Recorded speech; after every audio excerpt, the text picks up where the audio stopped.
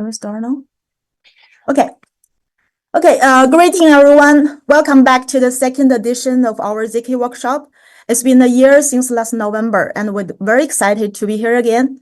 So what exciting new technologies, groundbreaking advancement, and insightful perspectives does this long-awaited sequel have in store for us? So let's anticipate and discover together. So before we start the talk, we want to share our thoughts on ZKP technology development and why we have this workshop.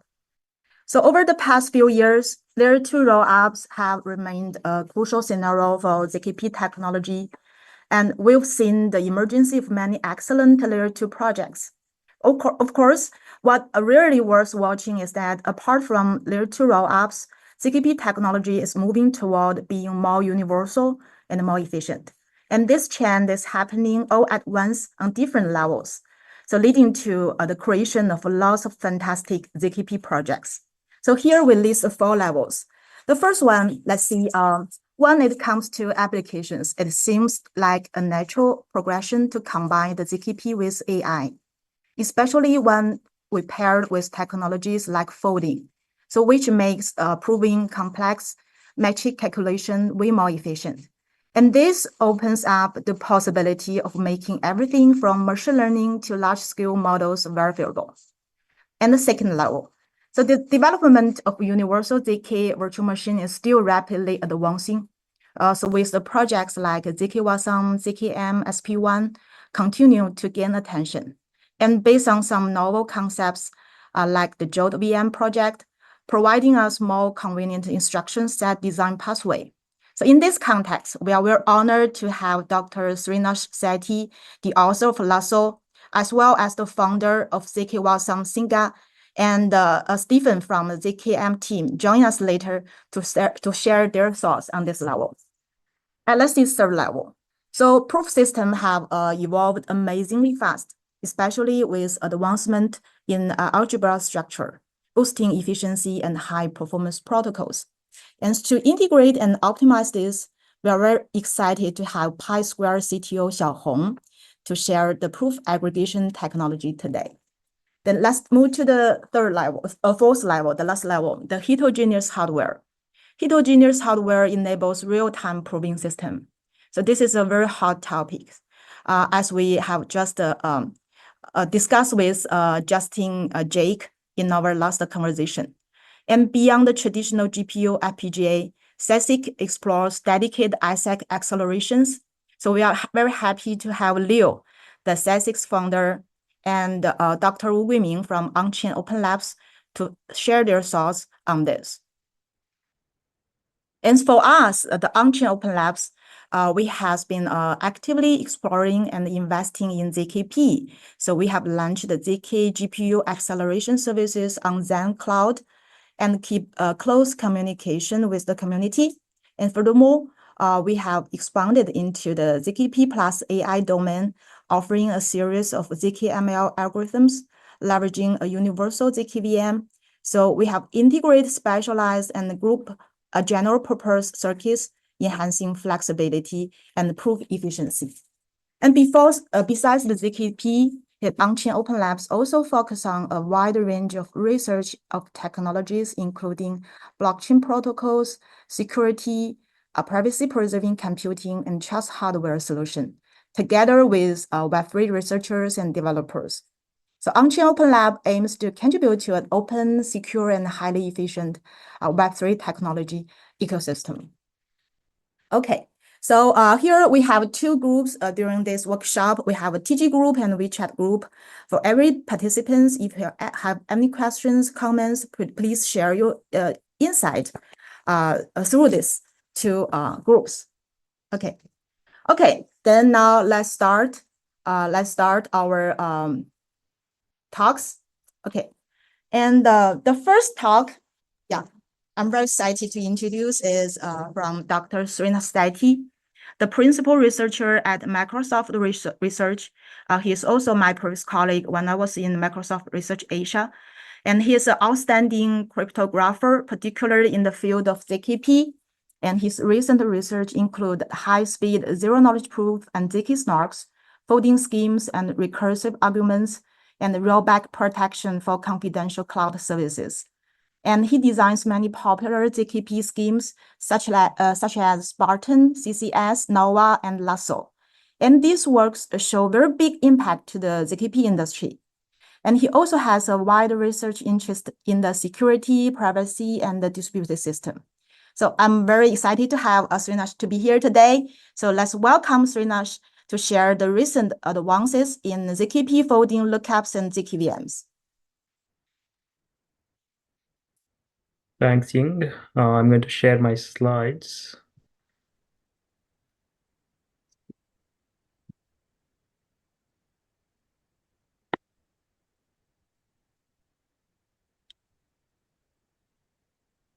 Can you all see my screen? Yes. Yeah, if at any point, if anyone has questions, please feel free to ask. Cannot see, I guess I cannot see the participants if anyone asks questions, but maybe I can just go through the slides. Yeah, later on I can pass the questions to you, Srinash. Sounds good.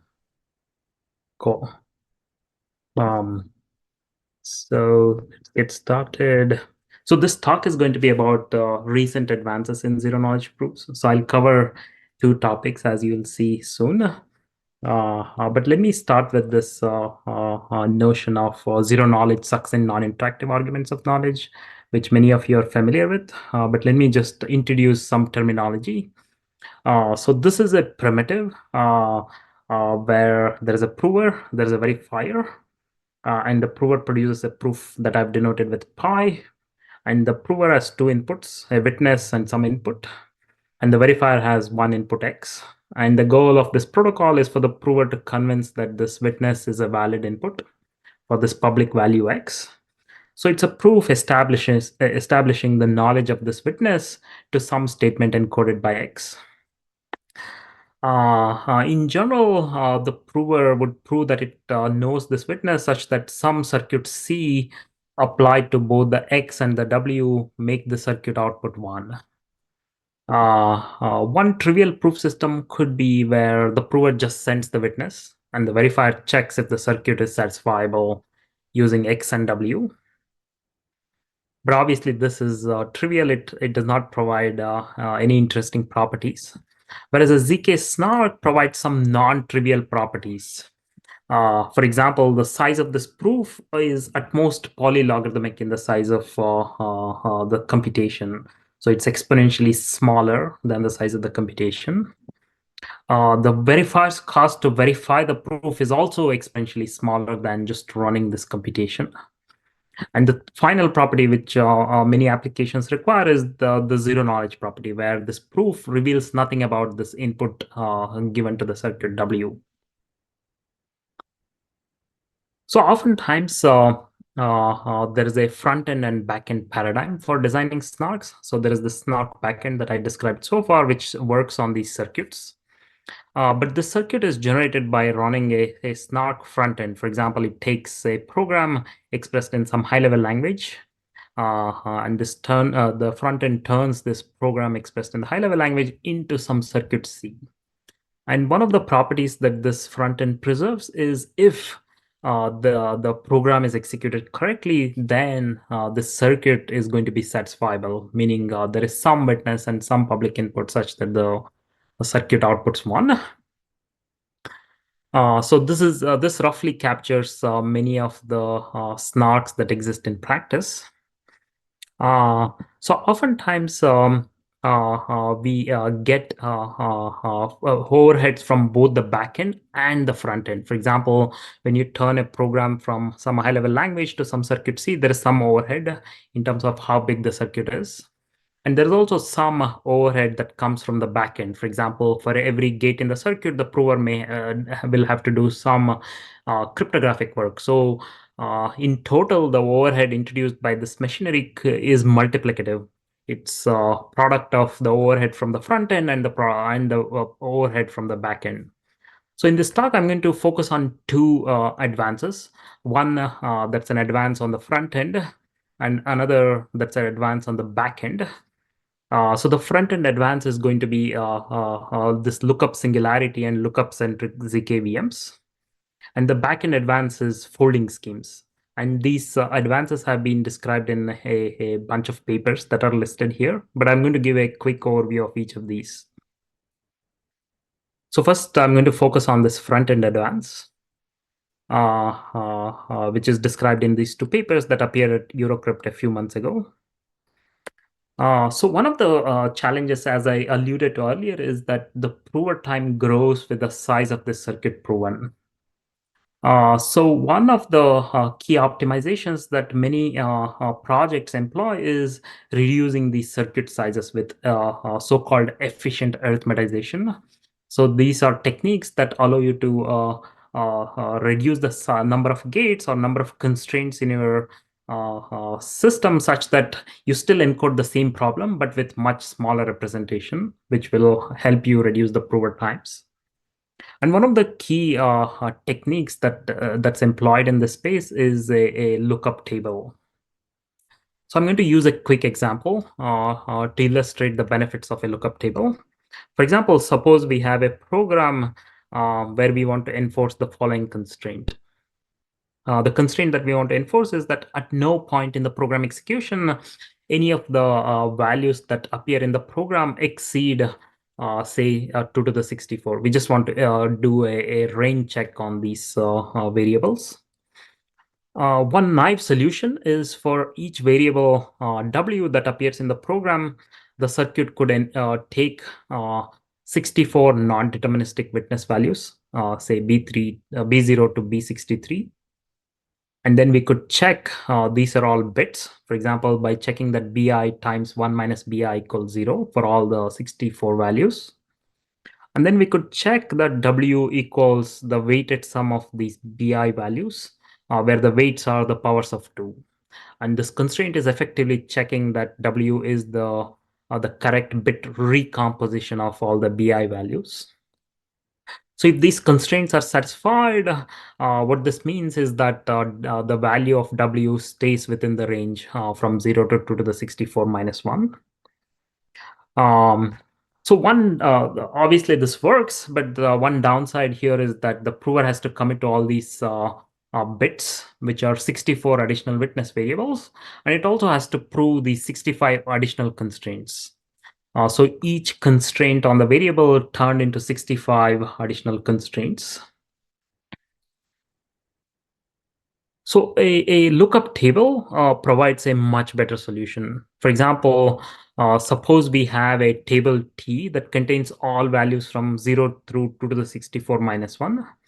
Now, to constrain a variable W, the prover just needs to prove that this variable W, the value assigned to the variable W, belongs to this table T. And if it belongs to this table T, it means that the value is within the prescribed range. And one major advantage of using a lookup table is that this type of range constraint is a single lookup check. You just need to check that the value W appears in the table. And these lookup checks are widely used for a lot of operations, like, for example, bitwise operations, range checks, and more generally, any sort of non-arithmetic operation. There are also many lookup arguments that appear in the literature. For example, REUp, lookup, Halo2, or logup. So the lasso scheme that I described earlier is a new family of lookup arguments. I'm going to introduce some terminology here. So a lookup argument is, again, a protocol between a prover and a verifier. And the prover has two inputs. One of them is a table T, and the other is a set of lookups. And the verifier has commitments to the corresponding vectors. For example, it has commitment to the table. It also has commitment to the values that are looked up. And then the prover produces a proof pi, and the goal of this proof is to prove that all entries of A reside in this table T. And one of the key results of Lasso is that it incurs minimal prover costs. For example, compared to prior schemes, it's up to 2 orders of magnitude faster for the prover. And more importantly, another key result that we achieve in this result is lasso applies to very large structured tables. I'm going to come back to what this structured table means. You could imagine tables of size 2 power 128 or larger.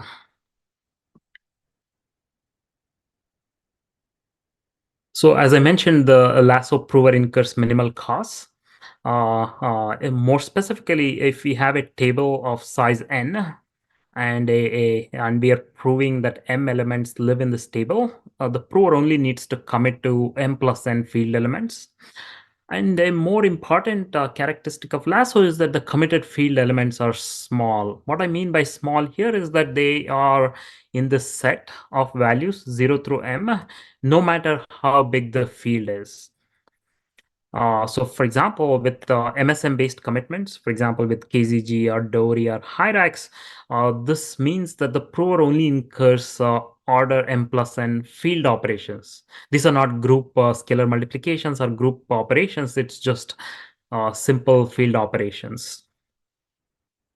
And this is the reason why lasso is much faster than prior lookup arguments. So in prior lookup arguments, the prover has to commit to random field elements, whereas in the case of lasso, the prover only commits to small field elements.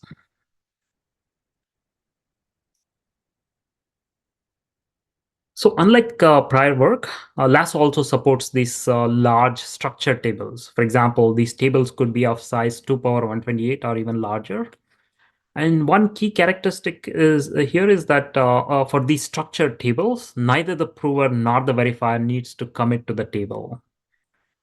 And the prover time is proportional to the number of lookups, and it does not depend on the table size, or it's sublinear in the table size. And the prover's commitment costs are again order c times m plus n, c root of n, where c is some arbitrary constant that we can set. And the committed field elements are also small. For example, they lie in the set where Q is the maximum element in the subtables that collectively define T. And I'll come back to what this actually means. So it turns out that many commonly used lookup tables are structured. For example, the tables that are used for range checks or bitwise operations or even general non-native arithmetic, they turned out to be structured. In fact, we built a new ZKVM called Jolt that encodes all RISC-V instructions by turning them into lookups. And these lookups are made into a structured table that contains evaluations of all the RISC-V instructions. And this scheme is fully implemented, and our experimental evaluation shows that this provides state-of-the-art performance. And one point that I want to highlight is that this lasso and Jolt together arguably realize this lookup singularity vision. And this vision was put forth by Barry Whitehat of Ethereum Foundation. And this the blog post that I've linked here, it articulates benefits of a lookup-only snark frontend. For example, a lookup-only frontend has features like it's minimal, it's auditable, and it's easy to potentially formally verify. So in the next few slides, I'm going to briefly describe how Lasso works.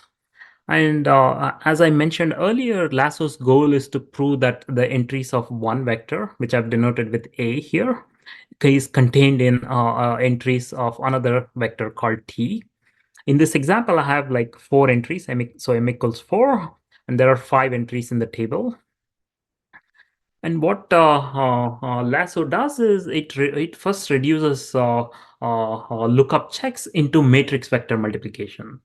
So for example, if you want to prove that all these entries of A are contained in the table T, we can reduce this problem to prove the knowledge of some matrix M such that each row of M is a unit vector and M times T equals A.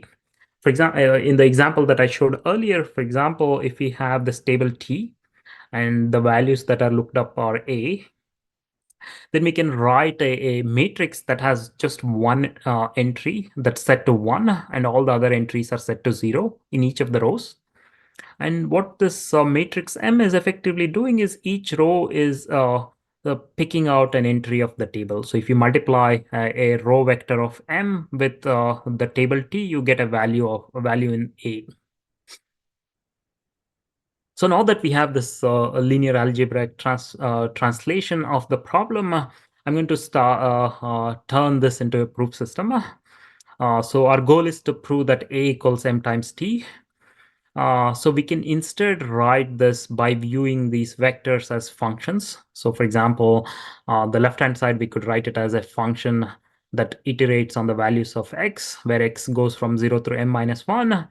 And then we can rewrite this matrix vector multiplication using, again, viewing this right-hand side, the matrix as a bivariate function and the table as a univariate function. Now we can also extend these functions to be polynomials. So what this means is that the t tilde, which is the notation that I'm using here, is a multilinear extension of t. What this means is that it's a polynomial such that the evaluations of this polynomial agree with the evaluations of the function over the hypercube. And the int of y that I've used here is a mapping from bit strings to integers. It's just showing that if you take this polynomial and only look at the evaluations of the hypercube, you get back the original vector. So now that we have a representation in the context of polynomials, we can then do a probabilistic check. For example, we can just simply check if the left-hand side evaluated at a random point equals the right-hand side evaluated at the same random point. And if the check holds at the random point, except for a small soundness error, it means that the original check also holds. So now this actually gives rise to a simple lookup argument. What the prover will do is the prover commits to its matrix M, or the multilinear extension of M. Then the verifier picks this random point Rx. And then the prover and the verifier can run the sum check protocol, which reduces the task of proving this equality to the task of evaluating the polynomials in the right-hand side at this random point Ry, where Ry is chosen over the course of the sum check protocol. So turns out there is one key issue here, which is proving the evaluations of this polynomial encoding this matrix takes order m times n time. So where m is the number of lookups made and n is the table size. So this effectively means that each lookup cost is equivalent to scanning the table with a switch case statement in the circuit. So this lookup argument is somewhat worse compared to a naive solution.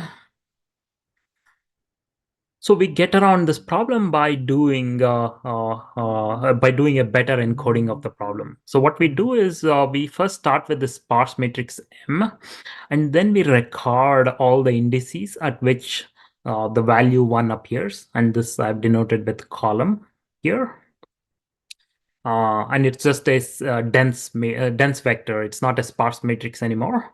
And then we can rewrite the equation that I had earlier in terms of this dense vector. For example, we can keep the left-hand side, but replace this right-hand side by using this the column polynomial that I introduced. It turns out that this right-hand side can be proven with only order m plus n field operations by using techniques from an earlier work called Spartan. And the main insight here is that we can reduce the computation of the right-hand side to some grand product checks.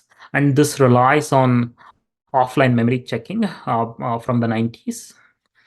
And then we can prove these grand product checks again by invoking additional sum check protocol. And this is done in the style of GKR08 and Taylor 13.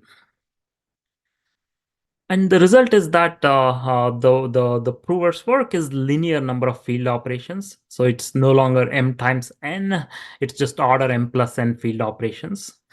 And this represents up to 2 order of magnitude improvement over prior works.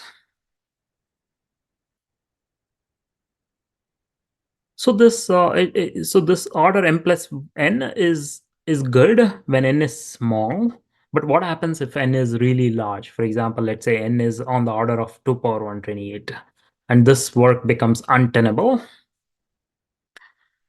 So our idea to handle such large tables is to consider the notion of decomposable tables. For example, suppose we have a table T. Suppose we can write a set of tables T1 through Tc such that each table is of size c root of n, where c is some constant. And one of the properties that we require from these decomposable tables is for any entry in the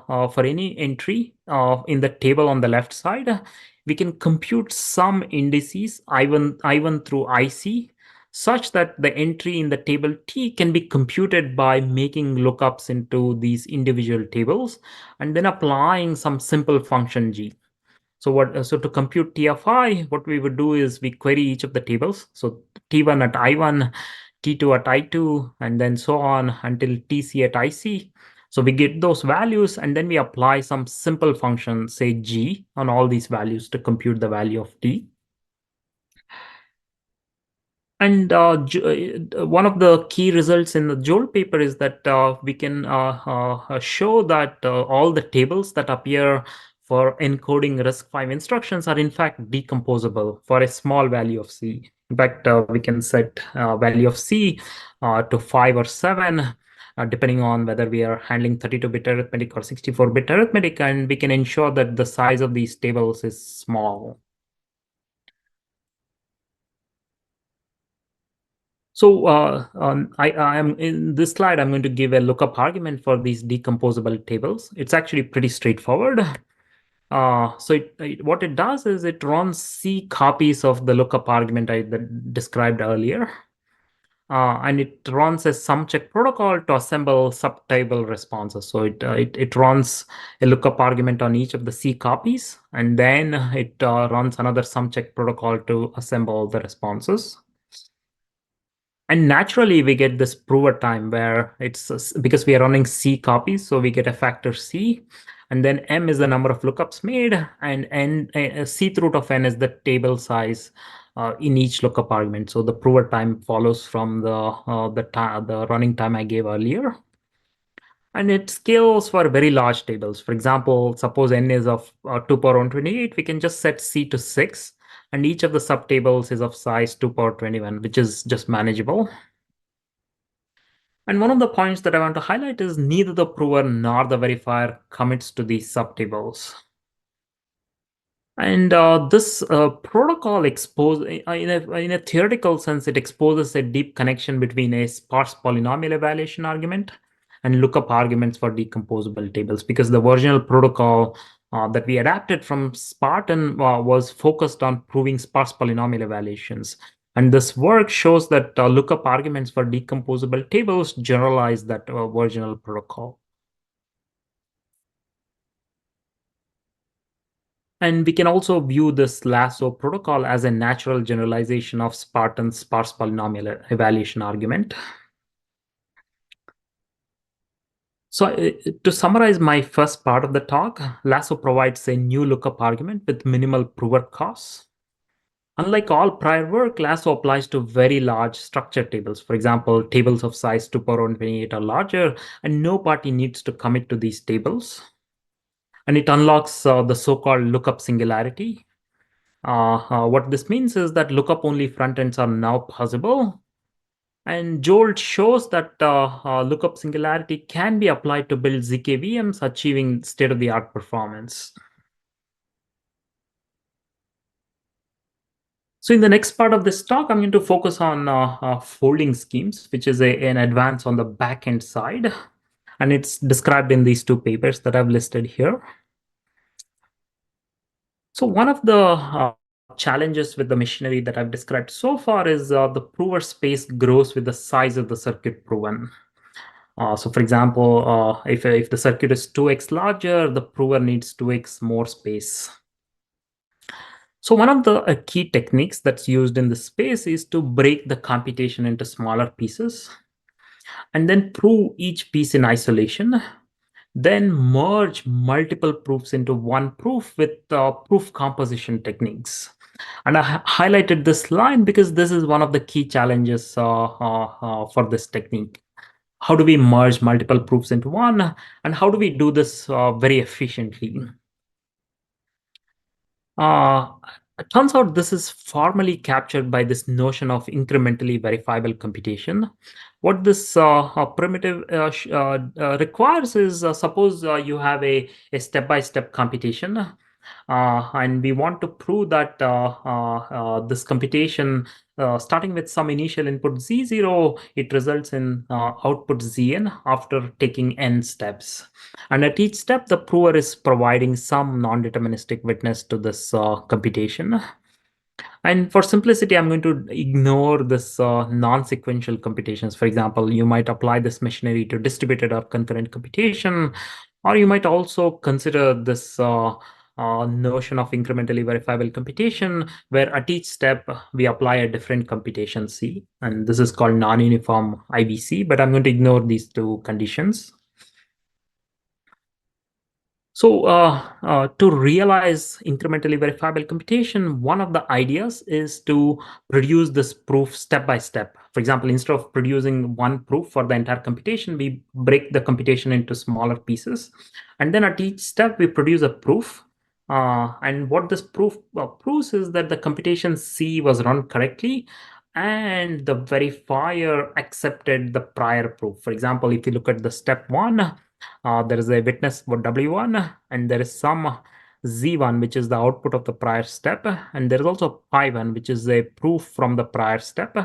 So the verifier that's embedded in the computation verifies Pi1. So if we so at each step, what the proof is proving is it has not only proved the last step, but it has recursively verified every proof that was presented until this point. So we can treat pi n as a replacement for all the proofs that were produced earlier. And one of the key properties here is that at any point in time, to update the proof, the prover space is proportional only to the size of a particular step. And this V circuit is verifying, this is achieved because V is verifying the correct execution of the prior step. And in the literature, there are three approaches for recursion. One is called full recursion. The second one is called atomic accumulation. And the third one is called folding. And I'm going to briefly compare these three approaches.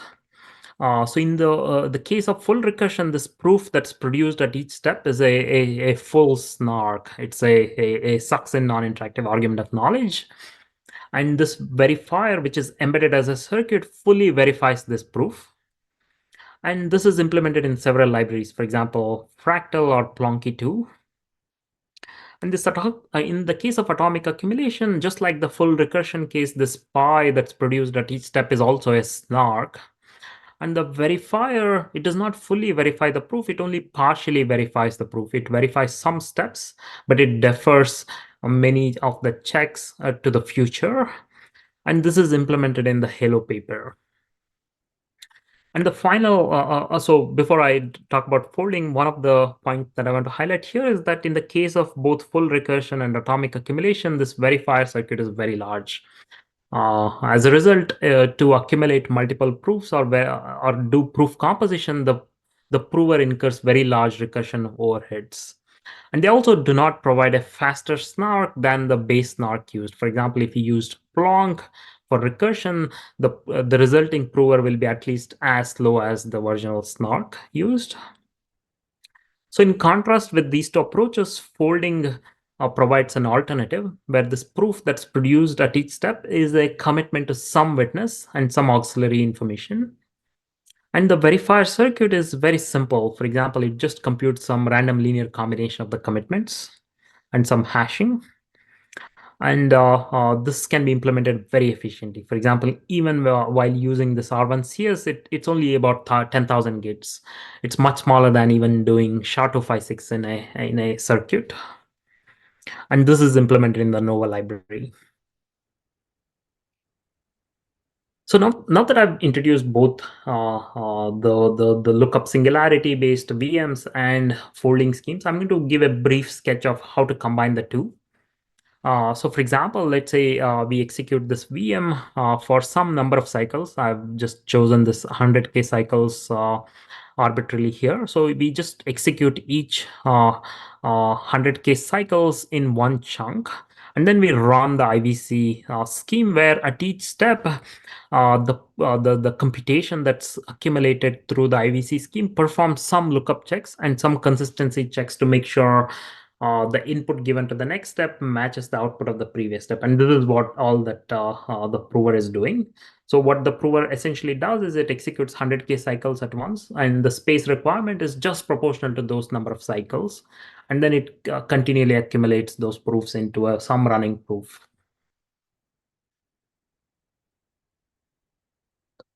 So to summarize my talk, I presented a front-end advance, which uses lookups to design lookup-centric ZK VMs. I also presented a back-end advance called folding schemes. And the main takeaway from this talk is that this combination of lookup singularity and folding schemes unlock time-efficient and space-efficient ZK VMs. And with that, I can take questions.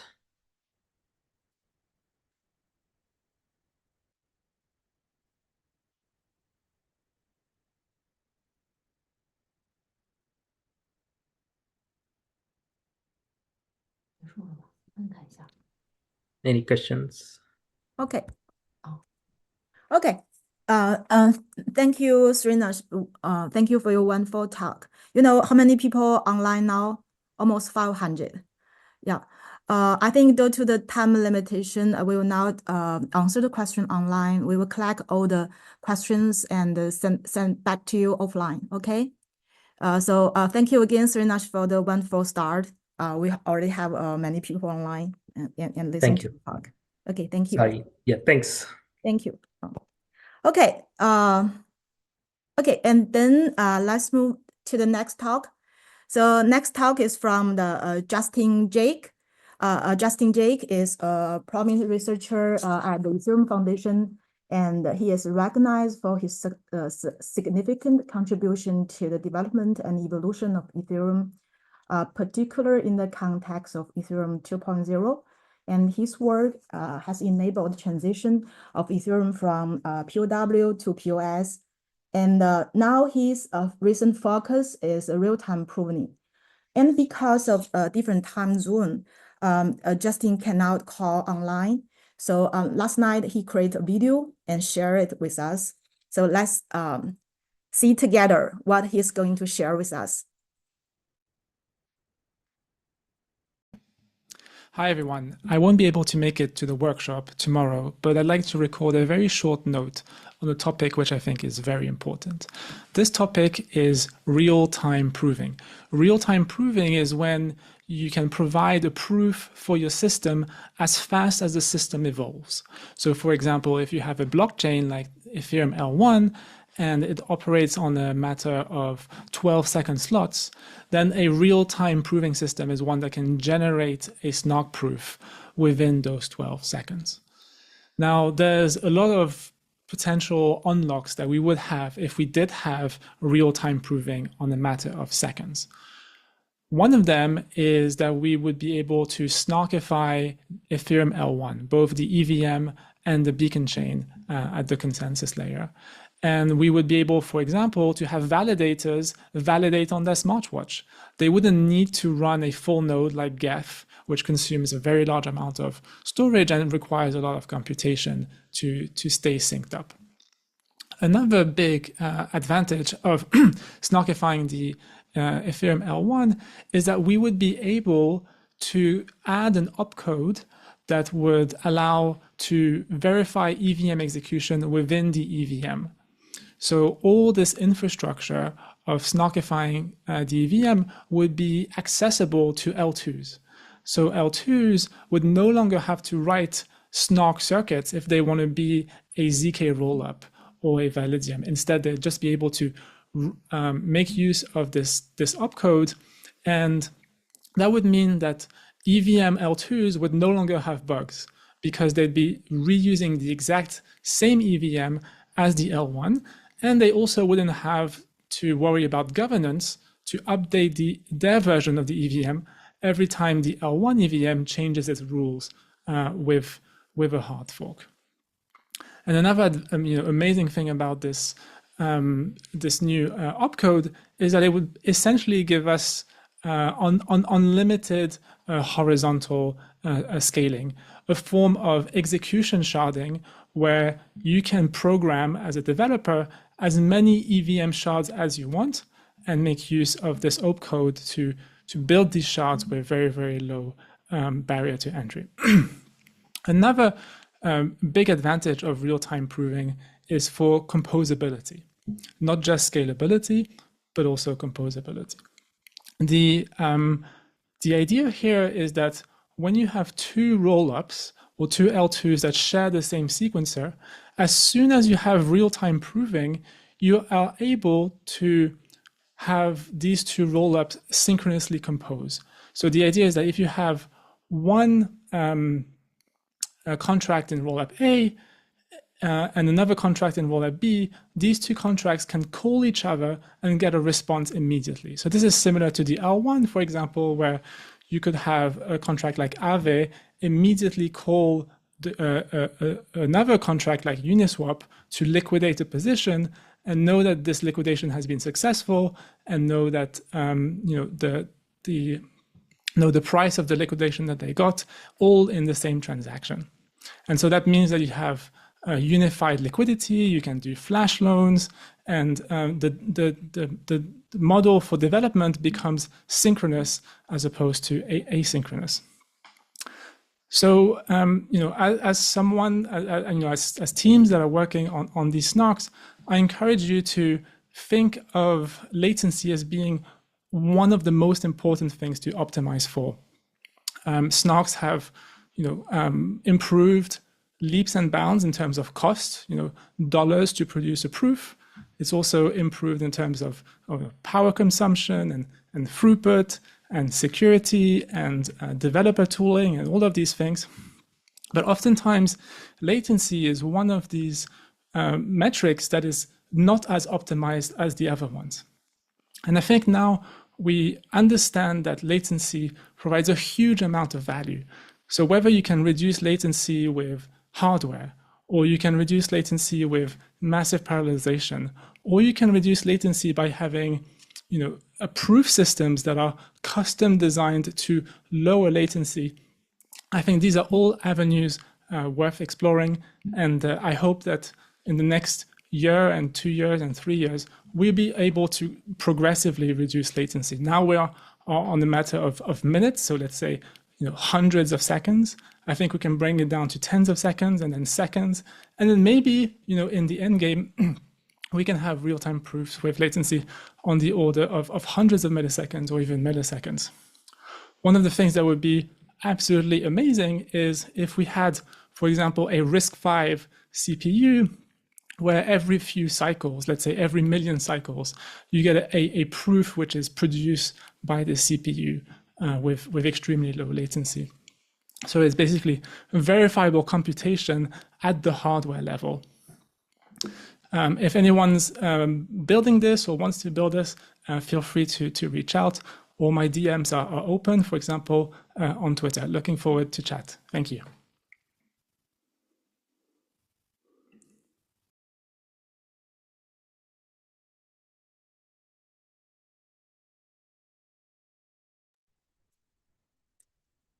Okay, thank you, Justin. Now let's introduce the next speaker. Next speaker is Sinka. Dr. Sinka is the founder and CEO of Delphinus Lab, and he is also an old friend of AntChain OpenLabs.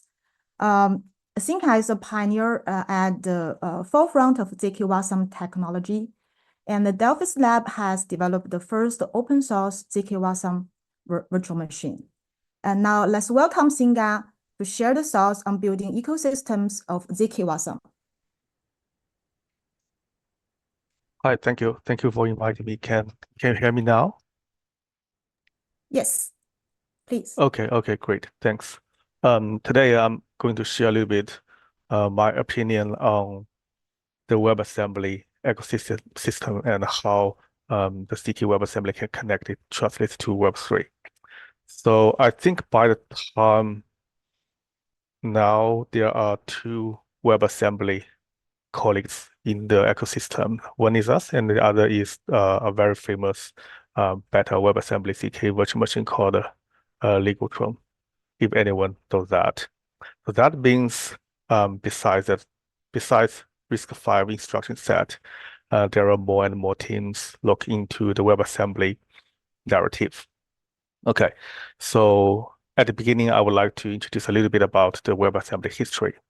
So when we're talking about the assembly, we say it is an abstraction somehow of the hardware, and it's much lower level than the language itself.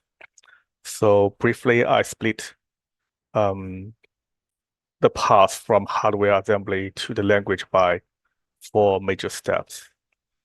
And we can see that hardware assembly is somehow much more hardware specific, and it usually deals with MMU and trusted firmware and some other OP code that has nothing to do with the arithmetic, memory store, and the control flow. But the virtual machine assembly somehow ignore most of the MMU stuff like page table, page mapping, TLB, cache, anything like that, but still remains low-level manipulation OP code of maybe memory store, memory allocation, and some of the very raw control flow instructions. A little bit more abstract than hardware assembly, but still much less abstraction than IL. And IL is usually served as a compiler intermediate language. So WebAssembly is a very standard and specific virtual machine assembly. And we'll see a few benefits that the WebAssembly can give us. So here are some of the benefits. So because it's a little bit more favored than the language and hardware abstraction, it turns out these specifications still moving at the moment. So the community is still adding new features to the WebAssembly design, and for example, the tail calling, the garbage collection, which makes this WebAssembly can still continue to grow to fit dynamic language, not only static languages. And the abstract level of the WebAssembly does not have registers. So if we think about back to the older days, the people design registers because the memory load and store are slow, right? Straight operation on the memory will become very slow. So they invented something called registers to somehow cache the values. But as a pure abstraction of the arithmetic hardware, WebAssembly does not have certain things called registers.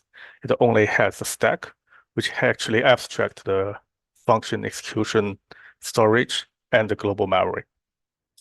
And the WebAssembly also focuses on portability and security. Based on the security perspective, WebAssembly does not have indirect jumps that jump to random code instructions, and it does not support self-modified code.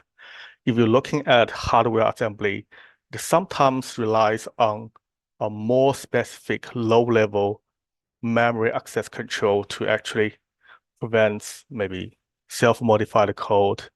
And even it does that because the memory atomic block is page, right? You still can have non instructions in your mapped executable page so that it can be attacked.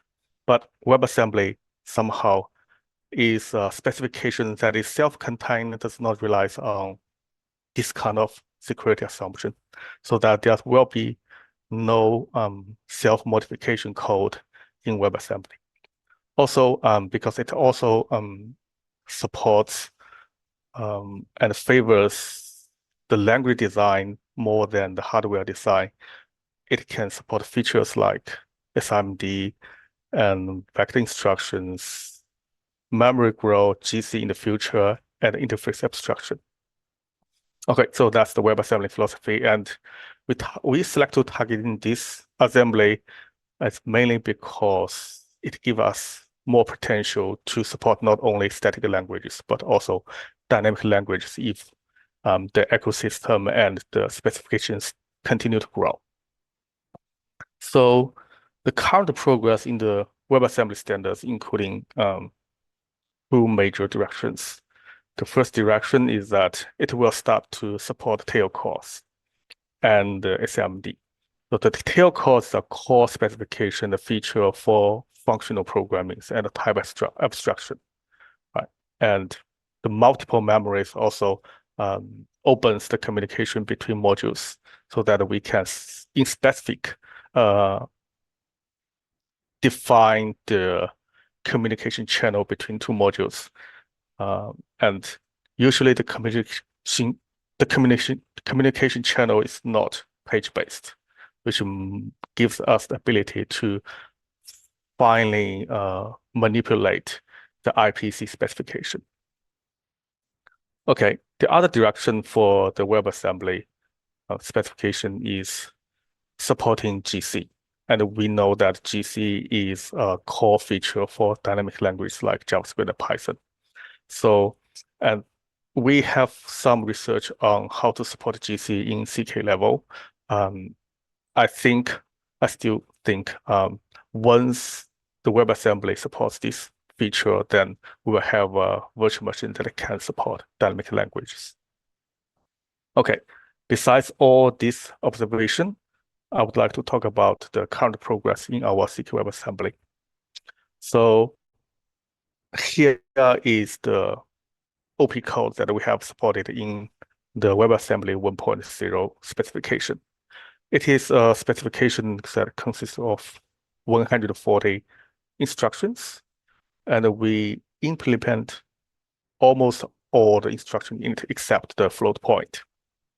We are going to support the float point in Q4 that using an approach called host APIs, or in the CK narrative, it's always called precompiles.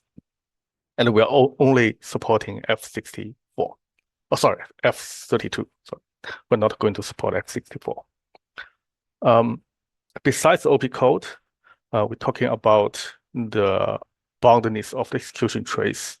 We have continuation support for unlimited bound of the execution trace for WebAssembly. But as the previous speaker said, there are three types of recursion. Currently, we have a brute force first category of recursion, which means we have a built-in recursion circuit, which is a verifier that actually verifies the previous execution. So the advantage of this is that we can keep running in an infinite loop and doing the proof submission in a preemption mode. But the drawback of the design is that the batching is done in the next slice. So that means you can only do the aggregation in a linear manner. So you cannot batch lots of proofs in one batch, right? So there's no parallel of the batching in our VM implementation. Okay, so regarding the benchmark, we're using a KDG backend, a committing backend. So that means it's usually 3 or 4 slower than the stack-based VM. But if we somehow put the prover in the GPU, then the benchmark should be very close to the stack-based VM. So we now have a 15-second slice proof, which proves about 1 million instructions, and a 4 seconds continuation batching that is applied on each proof. And if we study the time cost of the benchmark, we found that quite a few observations that have been mentioned before in the literature about the cost of the proof is not that accurate. For example, people are always talking about that MSM and the lookup takes majority of the time. But if we're looking at the real benchmark, so this is a benchmark that uses modified KDG backend called CK Watson Prover. And we find that if we look at the MSM part, it's about 3 seconds, right? And the lookup part is about another 3 seconds, while the poly evaluation costs about 6 seconds. So that means if you have some kind of new technology, somehow shrink the lookup time to 0, you only save about 3 seconds. But in modern VM, maybe 3 seconds is already very significant. But in our case, somehow 3 seconds is about 20%, only 20%. Okay, so the host API support in the CK WebAssembly is through something called the host witness mapping. It can be demonstrated here. So that means the guest circuit, for example, look at this guest application. It calls the host API and it compiled to WebAssembly like this. So we will actually have a host execution witness table that sits both in the guest circuit and the host circuit. In the guest circuit, we do not prove any constraints about the witness that are actually generated by the host API. But however, in the host circuit, we somehow prove that the output are actually calculated from the inputs that enforce the host API semantic. When we actually batch these two proofs, we check that commitment of the host witness are the same. So that will somehow transmit the constraint of the host circuit back to the guest circuit and generate a final batched proof. Okay, so that's the basic about WebAssembly current status. I have a few thoughts on what we can build using a CKVM, or maybe more specifically using a WebAssembly CKVM. The first thing that we have tried is we have a CK Watson mini drop, which will turn a RPC service into a trustless RPC service. So this can also be done in other VMs, but I found it's very easy to be implemented in a combination of maybe Node JavaScript with WebAssembly support, because Node initially supports WebAssembly in its built-in runtime. Let's see a little bit about how it works. So the common RPC server, when you're writing a web service using Espresso or some other Node.js framework, it's usually the client sends a request, which may be an RPC request or a JSON 2.0 request. And somehow your server check the signature of the user and validation the request after it actually received this request. And the service will somehow sending the inputs and the parameters to the service logic, sometimes returning TypeScript. And we are going to actually return this part in WebAssembly. And this logic will somehow query the database, do some calculation, and do some bookkeeping in the database and return a successful node to the user, and sometimes to a settlement. Okay, so this is a standard RPC server. So when we actually try to upgrade this RPC server into a trustless RPC server, we simply make this stuff return in the WebAssembly. You can write that in other VM, but because Espresso is so popular these days and it uses JavaScript, and JavaScript actually utilizing with WebAssembly very well, you do not have to install any virtual machine stuff to make this work. If you're using other VM, you probably have to utilize another CKVM sandbox with the existing framework. So when using CK Watson, you just simply rewriting this bit into WebAssembly. So we have a Git repo called mini service, mini rollup, that actually gives a demo about how to write it into WebAssembly and run in the CKVM wasm. So that means every transactions that you received sending to the VM processor after it gets validated, and then it returns the result to the user with a proof. And you can definitely do the verified proof on chain and perform the settlement. For example, a case study that you can use this to actually implement trustless gaming RPC server. Okay. And I think most of you already get familiar with this graph. Okay, so another application that makes WebAssembly, CK WebAssembly, good use is that we can design stateful protocols. There are two reasons that we would like to run the stateful protocols off-chain. One is because the intermediate state of the execution of the protocol does not affect the future execution of the protocol. For example, if we have a random protocol, right?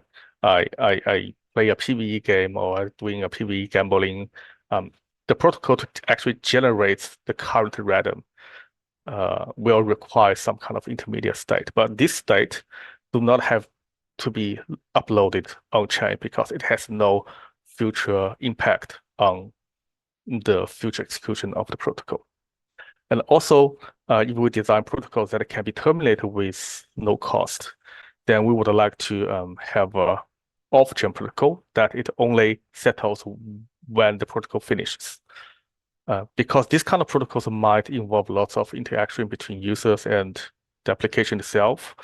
If you bring that on-chain, there will actually occur costs for all the user transactions, even if the protocol does not actually finalize in the end.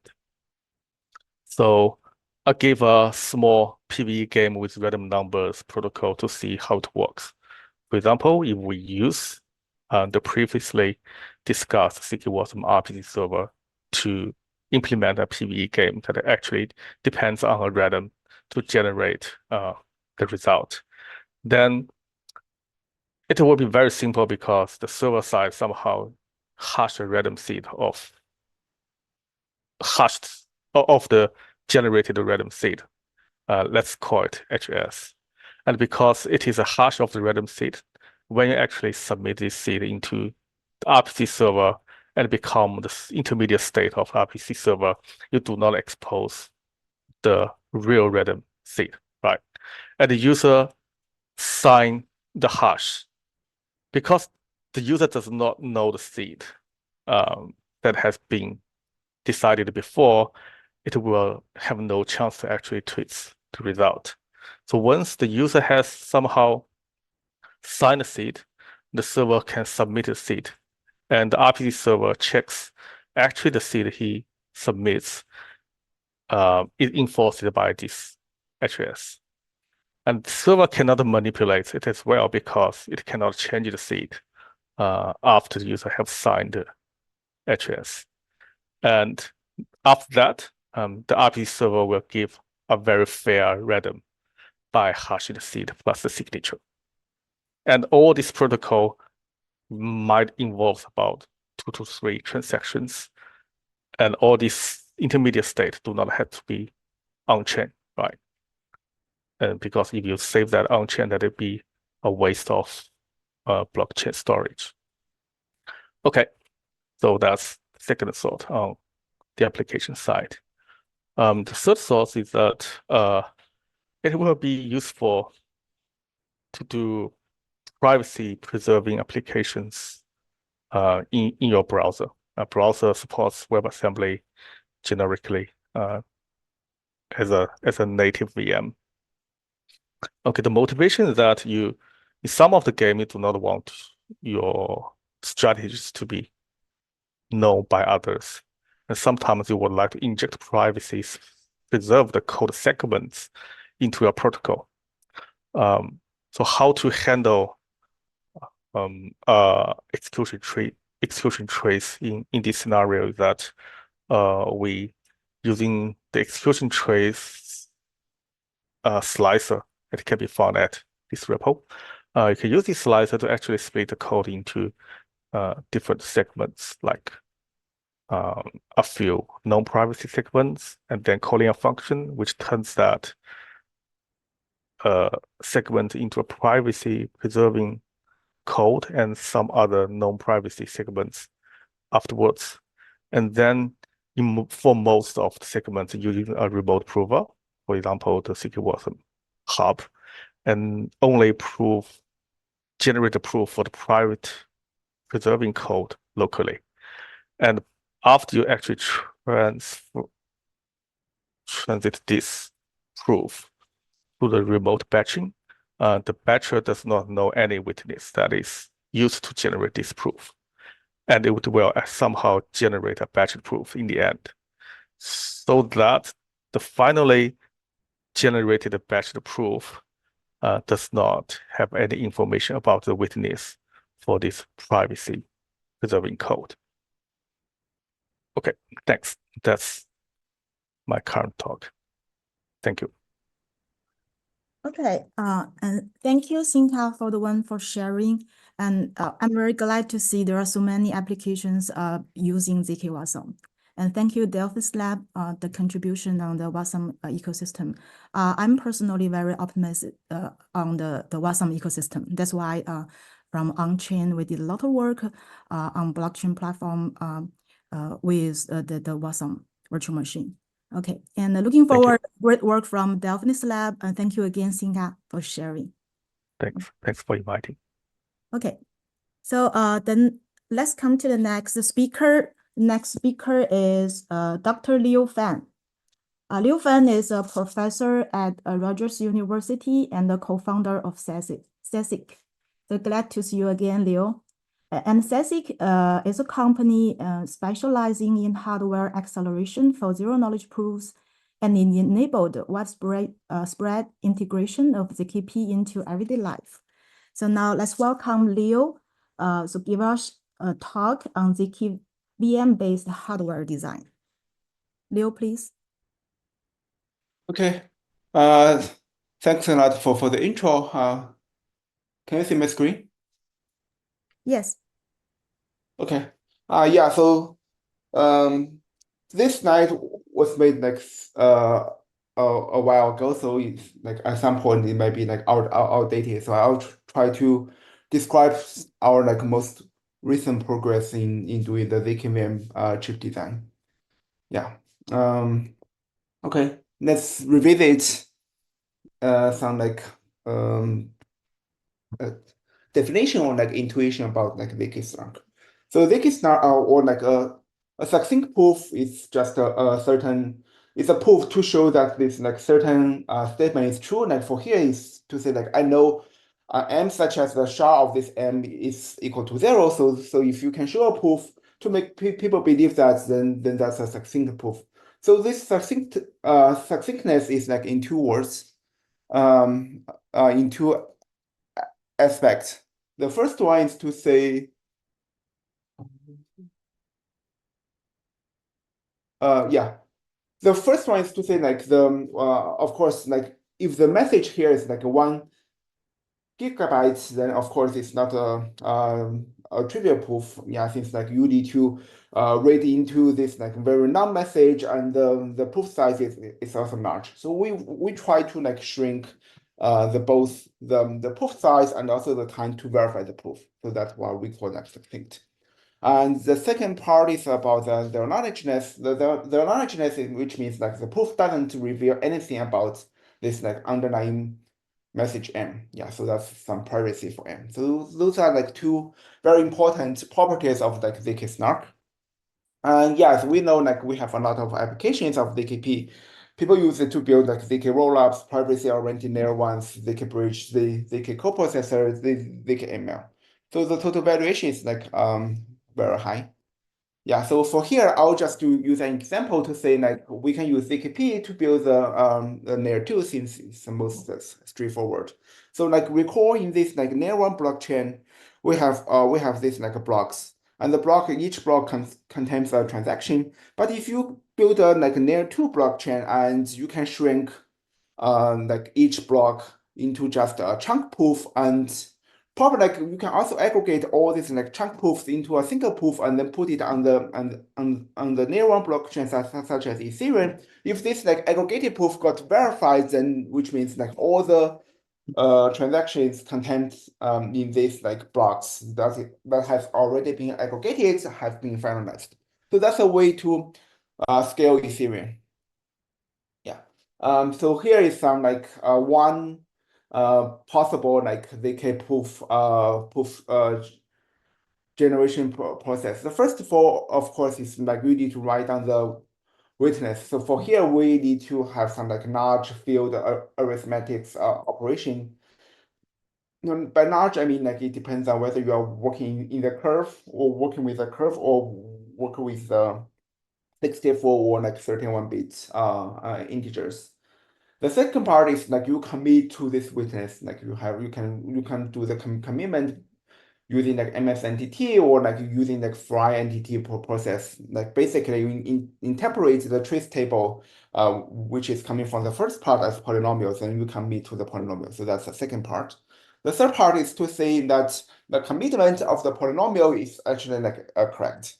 So like you just do some like a calculation for this like commitment. Yeah, so those are just some like 3 steps of generating the KP.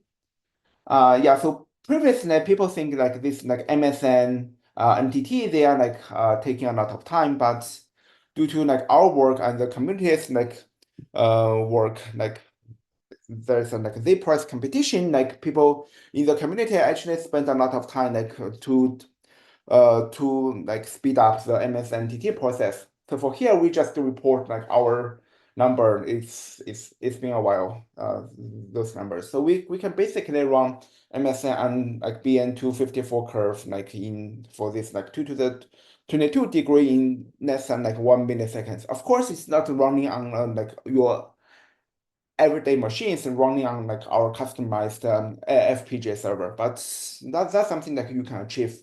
You can basically like shrink this like very large FPGA machine into a like a single chip, and the single chip can do this calculation like very efficiently. So yeah, so this gives us some hope to say like no matter like MSNTT, they can be like calculated like in a very, very efficient way. Yeah, and so as the Poseidon Merkle tree. So those 3 are the previous like bottleneck people have in mind for the ZK proof generation. Yeah. So but if you have already like solved this like MSNTT or Poseidon Merkle tree, but how about this like end-to-end acceleration? So we know like the ZK proof generation consists of like 3 steps. MSNTT, maybe they are like more used or like Poseidon Merkle tree, they are more used in the second or third step. But how about the overall performance? So here we also show some overall performance numbers. The first one is the numbers on the left-hand side is running on the 64 CPU. It's a very powerful CPU for ZK EVM circuits. And the degree is 20, and as you can see, the end-to-end time is about 20 minutes something. Yeah. And on the right-hand side, if you use the FPGA server plus our gigantic FPGA server plus a 64 core like CPU, you can actually shrink the time or reduce the time by about like 3.5x to get 400 something seconds to run the same circuit. But like one interesting observation here is to say that this MSN plus NTT, previously people think it takes about more than 50% of the time to do the computation, but right now it only takes about like 3.2% in doing the calculation. But even if you can do like MSNTT in a like blazing fast way, you can still get just a 3.5 times speed up, which is quite disappointing. The second one is about like ZK GPT-2 circuit. So this circuit is like by Daniel Kahn, like all these like two circuits, they are written in Hello 2. The second one is like it's like a degree 2 to the 25. The end-to-end time is about I guess a bit closer to 3 hours. The end-to-end time if you're running solely on this like 64 core like CPU. But if you use a combination of our FPGA server plus the 64 CPU core, like you can actually have a 50 times speed up. So for here, the observation is like the MS entity actually accounts for a lot of time in doing the calculation, since like you have a larger degree of MS entity, and yeah, they takes quite a lot of time. So for here, like our speed up on the FPGA server, actually you can gain a lot. But right now it's like 190 seconds is still not remotely close to real-time proving. And our goal is to do like real-time proving, which means like we can run this circuit in less than probably like 10 seconds or like even shorter time. So you may be like curious to see like what's happening here. So there is like a very famous philosophy called the Amdahl's law in hardware acceleration. So like which means like the overall performance improvement. Yeah, if you just optimizing one single part of the system, but the overall cannot be improved so much, since this single part may just take about a certain percentage of the computation time. So if you want to improve the overall performance, you actually need to improve like on every possible component of the computation. Yeah, but for here, so like we use like ZKVM. We use ZKVM to rescue us out of the scenario here. Yeah. First of all, let's just revisit some preliminary on VM. So for VM, like we have this like program, we have the memory here. The program just reads one instruction at a time. The instruction can be read input, rewrite RAMs, and then it will update the memory, and the memory has like read or write access from memory. So this like sequence of like opcode form the instruction set architecture of this VM. But then people may be curious about how we can use this VM to construct like a ZKVM.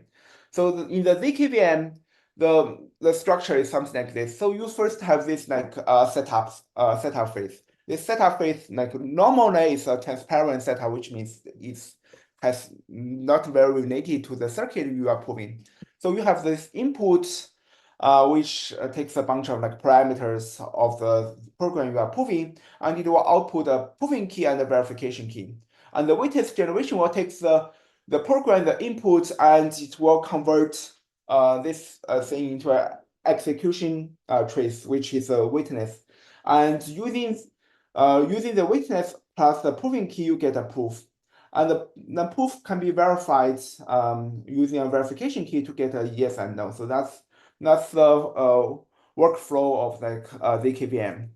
There are some like actually some very nice benefits of ZKVM. The first of all is this execution trace actually can be cut in like several like much smaller segments. And so for each core or for each part of your chip, you just this chip is like responsible to prove this like very small or like medium-sized segment. So this can increase the parallelism of your proving. And second, since for each core, for each segment, actually the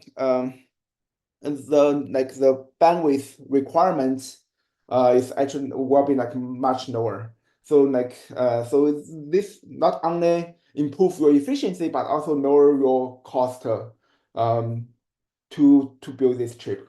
And the third one is to say like the controlled memory requirements. Yeah, things like for each segment, the access pattern for each segment can be like controlled in a certain way to improve the efficiency. So for here we have this like executor, which like first will trunk this will trunk the execution trace into a bunch of like segments, and then it asks like each prover to prove just one segment, and then afterwards it can do this like 2-to-1 recursive proving to get a tree of these proofs. So at the end of the proof, it will be just a single proof, which attests to the validness of this program. So that's the normal proving workflow for the ZKVM. Yeah, so if we take a closer look at our current design, like we have this executor and we have a bunch of like ZKVM chips. And these ZKVM chips, they might be some like programmable vector machine that is capable to do the large field arithmetic operations. And have some like specialized entity, MSM module, and also some configurable hash function unit to take care like each component of the proof generation. So that's a very, very high level design of our like chip. We are also like working on a ZKVM hardware blog post, and you will have like more detailed design there. Yeah, so for here, let's take a closer look at just one fundamental module. So the fundamental module is like modular multiplication. We use some commercial EDA tools, and the process we use here is TSMC 12 nanometer.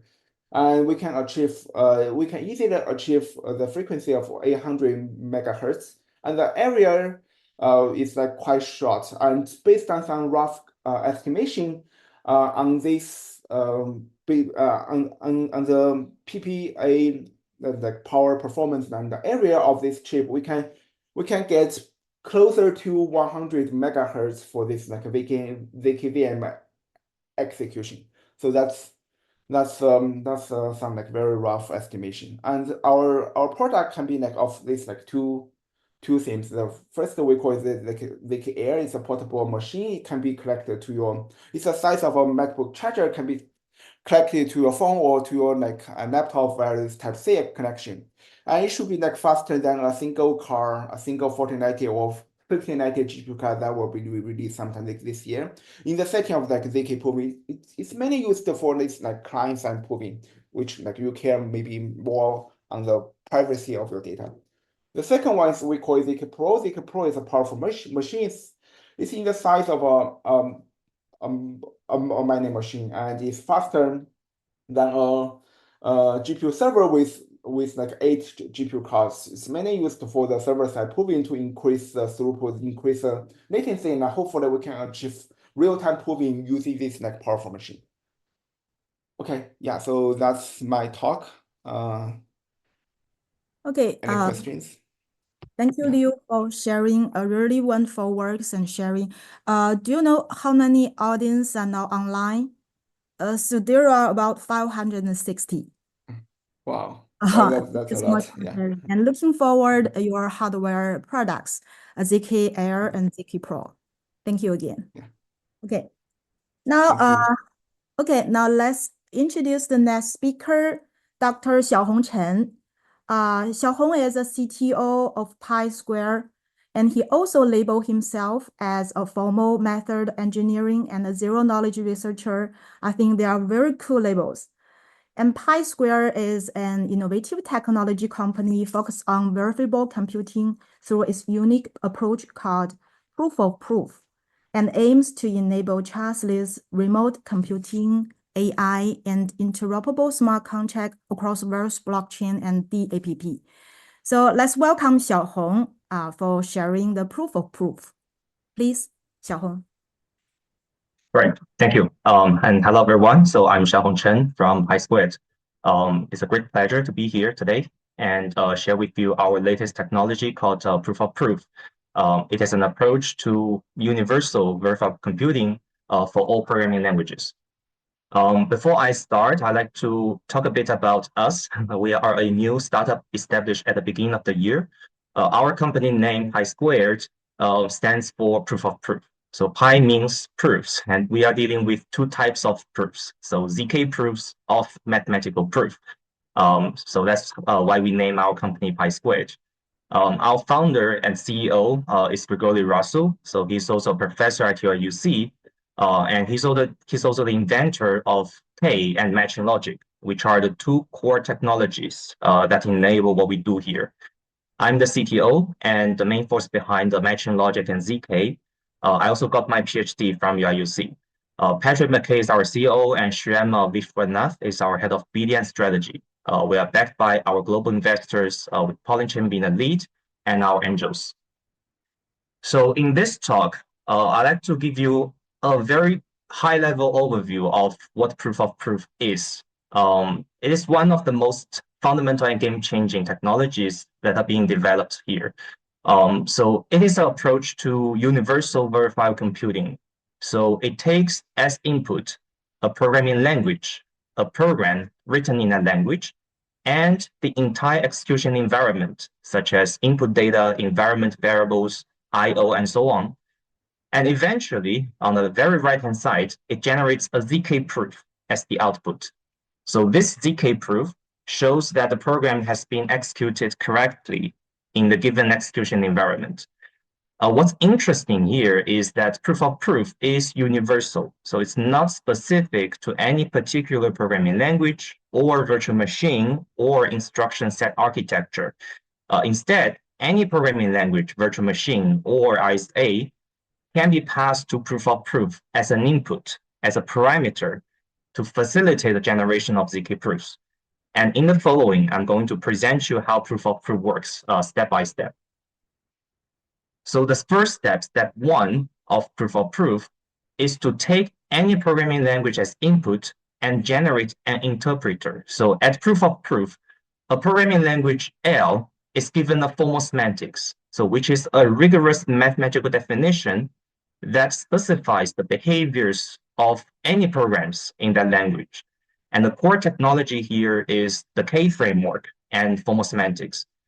From the formal semantics of any programming language or virtual machine or ISA, K can automatically generate an interpreter based on the semantics. And then in step two, we use the automatically generated interpreter to execute programs written in the language. Given a program and its execution environment, the interpreter can execute the programs using the formal semantics and obtain what we call proof hints. The proof hints include information such as the initial and final states, as well as the entire execution trace. And this information will be used to generate the final correctness proof.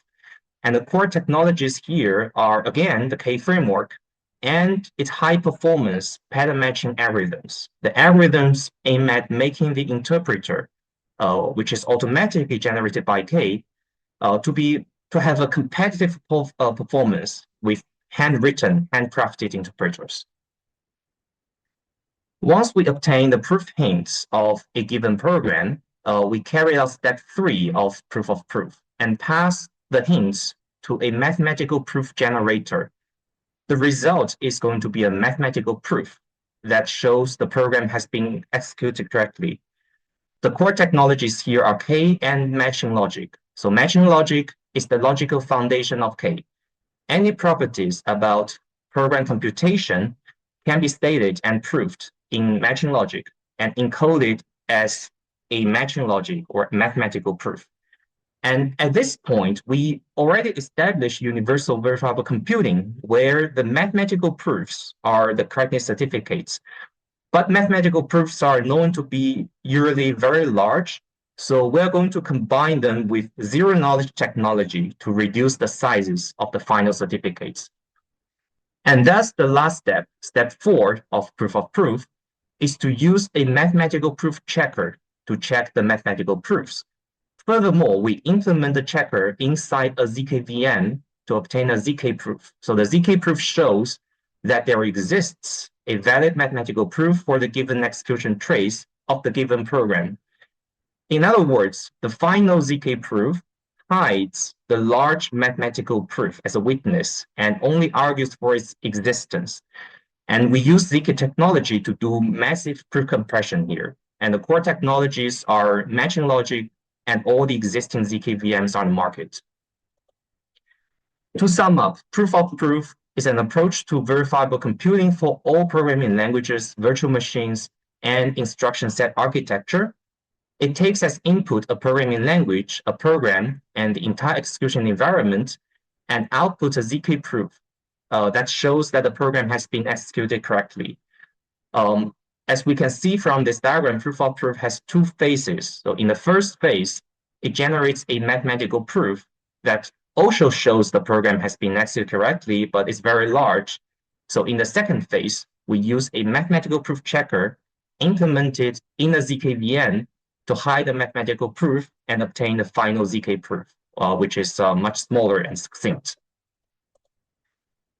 There are quite a few unique advantages of proof of proof. Firstly, it doesn't require any compilers or transpilers or interpreters of the target programming language. If we really have to say here, proof of proof compiles any programs in any programming languages into mathematics and logic. So it gives us the best possible universality ever, and it avoids compiler, transpiler, interpreter bugs, and it enables mathematical level, what we call out-of-the-box optimizations, such as using formal verification properties to skip loops. And by doing so, we reduce arbitrary computation of any programs in any programming languages into mathematical proof checking, which is much simpler, and it's also an embarrassingly parallel problem.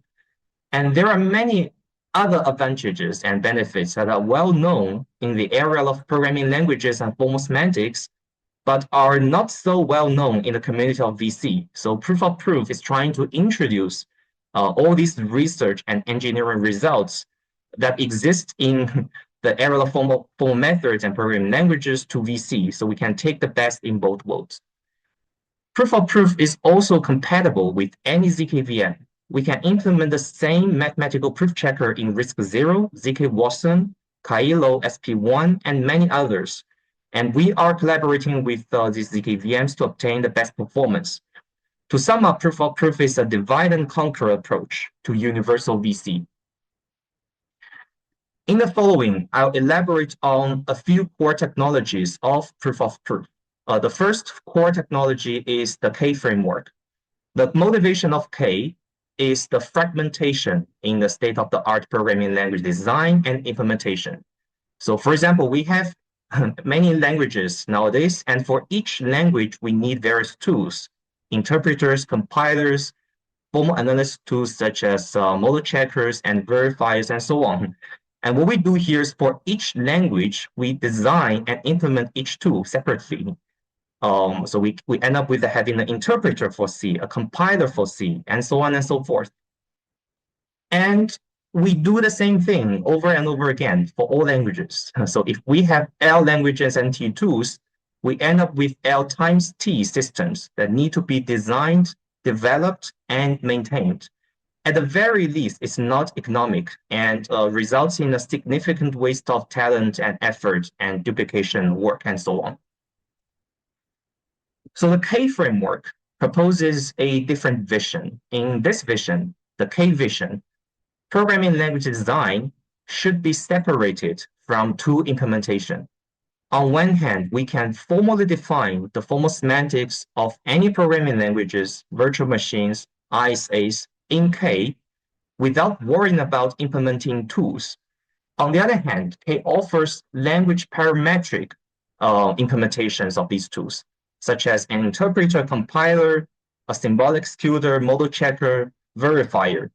These tools are language parametric, or they're actually tool generators in the sense that they can be instantiated by any given programming language.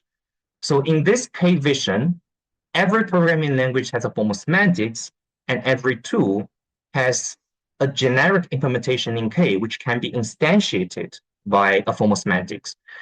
So if we have L languages and T tools, we only need to maintain L plus T systems instead of L times T.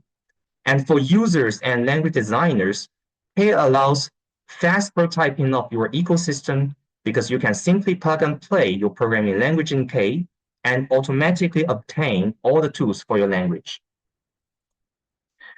The second core technology is matching logic. So matching logic is the mathematical and logical foundation of K. Every formal semantics defining K represents a set of mathematical axioms written in matching logic. So for example, the formal semantics of EVM, the Ethereum Virtual Machine, in K, represents a set of mathematical axioms called gamma EVM, and these axioms specify the behaviors of any EVM program's code using rigorous mathematical definitions and notations. And such that any program execution trace is associated with a corresponding mathematical obligation which can be proved. For example, if Alice transfers one token to Bob, the corresponding state change on EVM will be encoded by a mathematical obligation of the form phi init arrow phi final, where phi init and phi final represent the initial and final EVM states before and after the transaction. And thanks to matching logic, we reduce the problem of finding the VC proof for the EVM transaction into finding a mathematical proof for the state mathematical obligation using the mathematical axioms. So we reduce the problem of universal VC into a much simpler and specialized problem, which is looking for a mathematical proof. And matching logic is a very simple logic. What I show here is the entire proof system of matching logic. It has only 15 proof rules, and yet years of research shows that this simple proof system is sufficient for proving any execution traces of any programs in any programming languages. In other words, these 15 rules are all we need for universal VC. And at the very same time, these 15 proof rules are very simple to check by a program called the mathematical proof checker. And since each mathematical step can be checked entirely in parallel to other steps, the checker is easily parallelizable. And what we obtain from matching logic is a simple yet universal mathematical proof checker. And given a mathematical proof, it either accepts or rejects it. And our final core technology is to implement a set mathematical checker inside a ZKVM. By doing so, we obtain much smaller proofs, the ZK proofs. The mathematical proof shows that a given execution trace of a program is correct, while the ZK proof takes the mathematical proof as private input and hides it and generates an argument that shows that there exists a mathematical proof that shows the statement is correct. So from a mathematical point of view, these two proofs prove different arguments, but from a user's point of view, both are sufficient to serve as VC certificates. And ZK proofs are preferred, of course, for their sublinear or even constant proof sizes. To sum up, pi-squared proof of proof is an approach to universal verifiable computing for all programming languages. It means ZK proof of mathematical proof, so divide and conquer, and it gives us best universality ever. It avoids compilers, transpilers, interpreters bugs, and it's compatible with any ZK VMs. And before I conclude my talk, I'd like to share some information. So firstly, we're hiring. So if you're interested in what we do, please take a look at open positions on our career page. And we'll raise soon, hopefully in this year. So, and if you're interested, feel free to reach out to us. And here concludes my presentation. Thank you all for listening. Okay, thank you, Xiaohong, for your wonderful introduction. Okay, thank you. Thank you. Yeah. Maybe there are some questions from the audience. I think we will collect them and send back to you offline. Okay. That's great. Thanks. Thank you. Okay, then let's move on. Let's introduce the next speaker, Stephen Duan. Stephen Duan is a key figure in the field of blockchain technology and cryptography, currently leading the development of ZK MIPS. And ZK MIPS is a project focusing on integrating zero-knowledge proof with a MIPS architecture to enhance the secure computation. So let's welcome Stephen to introduce ZK MIPS.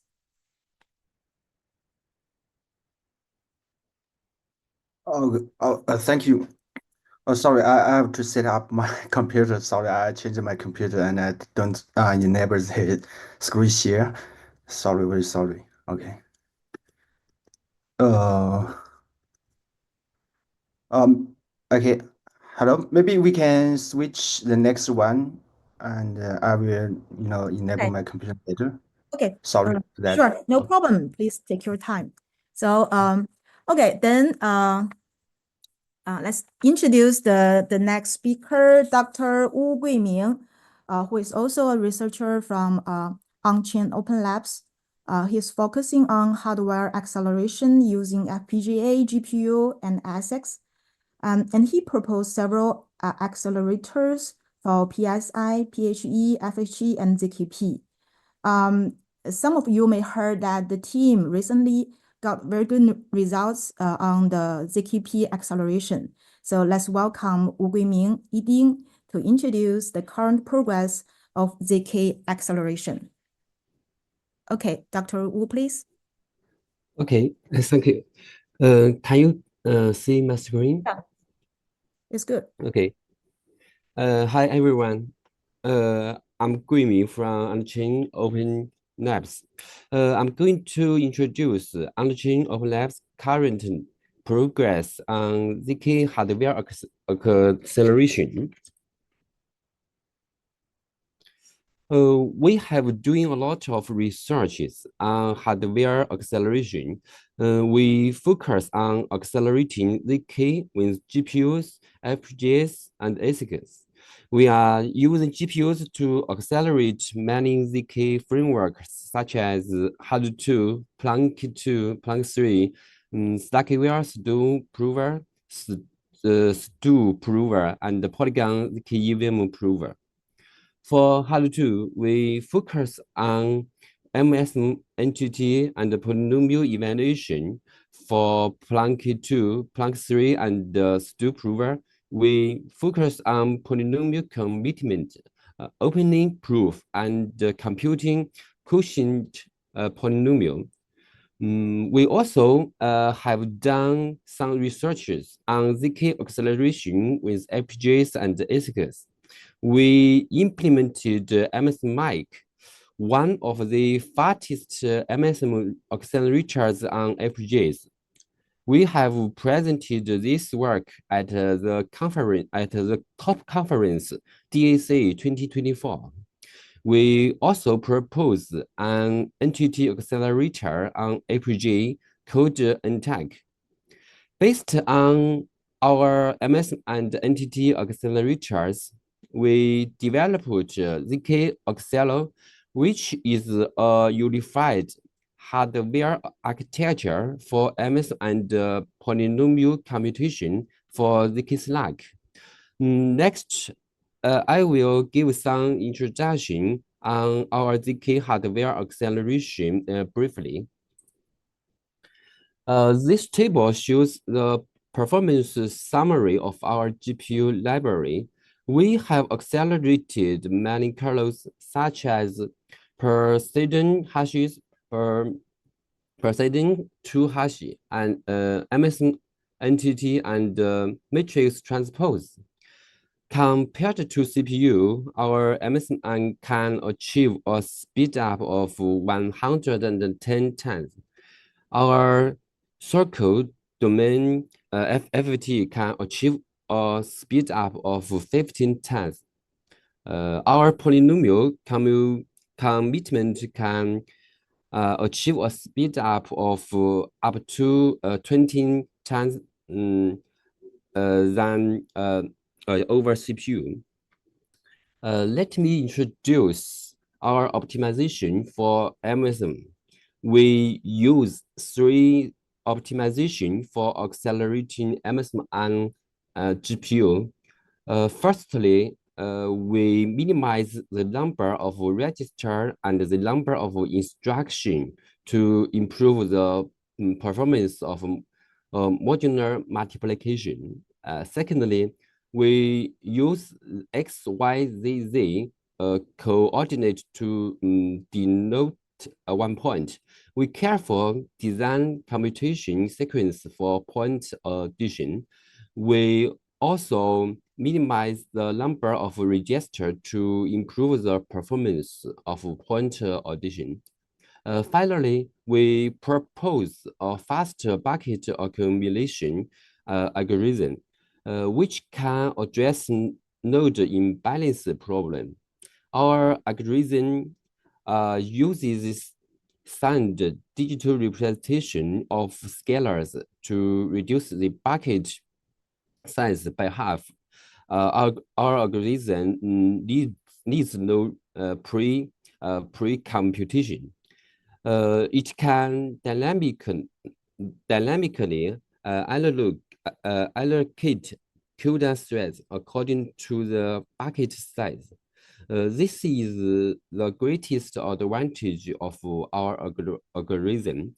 Compared to Inguyama's ICSLE, our solution can achieve a speed up of about 3 times. Let me introduce our optimization for Planck 2. The process of polynomial commitment can be divided into 4 steps. Entity, no degree extension with coset entity, matrix transpose, and market chain generation. We can put all of this computation on GPU to reduce data transfer cost. For INTT, we can overlap data transfers with the computations. The memory bandwidth requirement can be reduced through using shared memory of GPU. The polynomial commitment of Stu prover has the same data flow as Planck 2, but Stu prover use different field, different FFT, and different hash. In Stu prover, circle FFT uses different Tweedle factor generation based on circle curve. This is the main difference between circle FFT and normal entity. Now, let's focus on optimizing Tweedle factor generation and butterfly computation for circle FFT. To optimize Tweedle factor generation, we first generate the initial point and the step point for each FFT stage. Then we dynamically generate Tweedle factors from the initial point and the step point.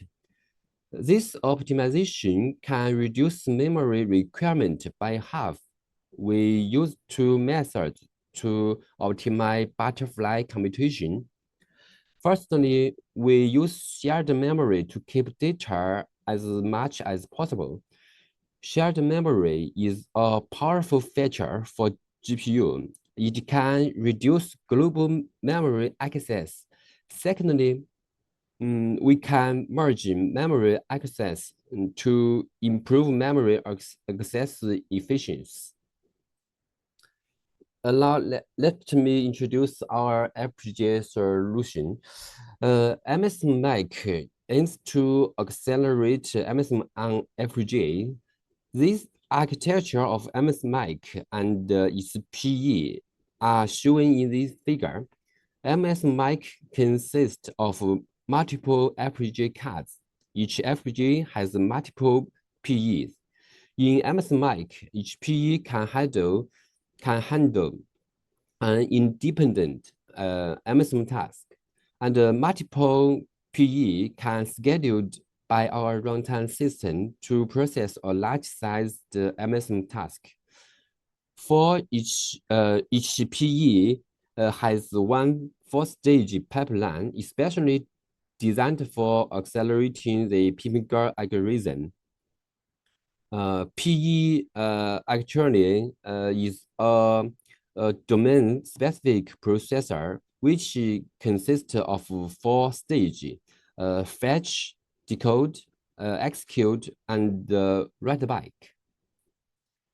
We implemented MS Mic on Silence FPGA.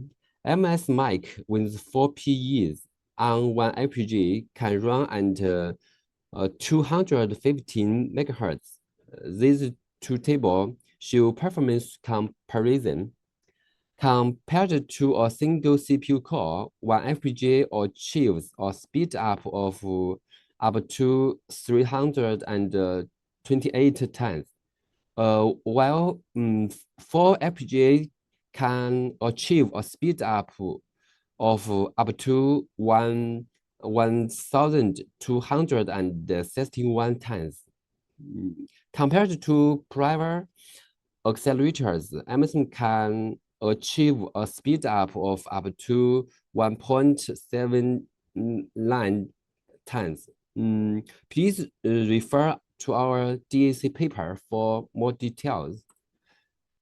AntChain is our entity accelerator. We use 3-dimensional entity algorithm to divide a large size entity into small ones. Meanwhile, 3-dimensional entity algorithm can reduce memory bandwidth requirement. The basic component of our entity accelerator has the same pipeline as the 1-dimensional entity. All existing entity accelerator have the performance bottleneck due to the bandwidth. Compared to the state-of-the-art PipeZK, our AntChain can achieve a speed up of 3 times. Finally, let me introduce our ASIC accelerator, ZK Accelo. ZK Accelo is a unified hardware architecture for accelerating MSM and polynomial computation. This figure shows the architecture of ZK Accelo. We make ZK Accelo decouple data flow control, computation, and memory. We design a novel unified functional unity array that can support both polynomial operations and point additions for MSM. Our MSM and polynomial computation can share the computational resources and the memory resources. We have implemented ZK Accelo in 7-nanometer process for simulation and synthesis only. Compared to the separate MSM and entity accelerators, ZK Accelo occupy 41% less chip area. Compared to CPU, ZK Accelo achieves an end-to-end speed up of 6.5 times on average, while performing harder to. In conclusion, AntChain OpenLabs has been accelerating most of the key system on hardware platforms, including GPUs, FPGAs, and ASIC. We believe that GPUs are for today, and FPGAs and ASIC are for tomorrow. That's our work. Thank you. Okay, thank you, Guimin, for your sharing. One thing I want to add is on ZenCloud, we already provide the environment of ZK acceleration for people to test, to POC. So if you have any special requirement, please contact Zen. Please contact us. Okay, thank you, Guimin, for sharing. Thank you. Thank you. Okay, so let's go back to Stephen. Let's see, Stephen, if the problem is solved. Yeah, cool.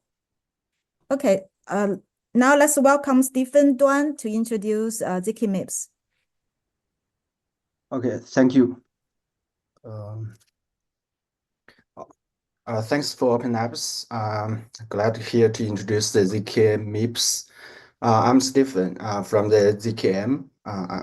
Okay, today I'm going to talk about the ZK MIPS and its tool chains and the performance analysis.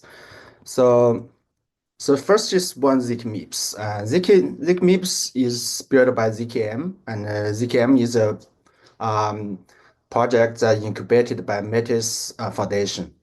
Okay, and invested lead by the OKX.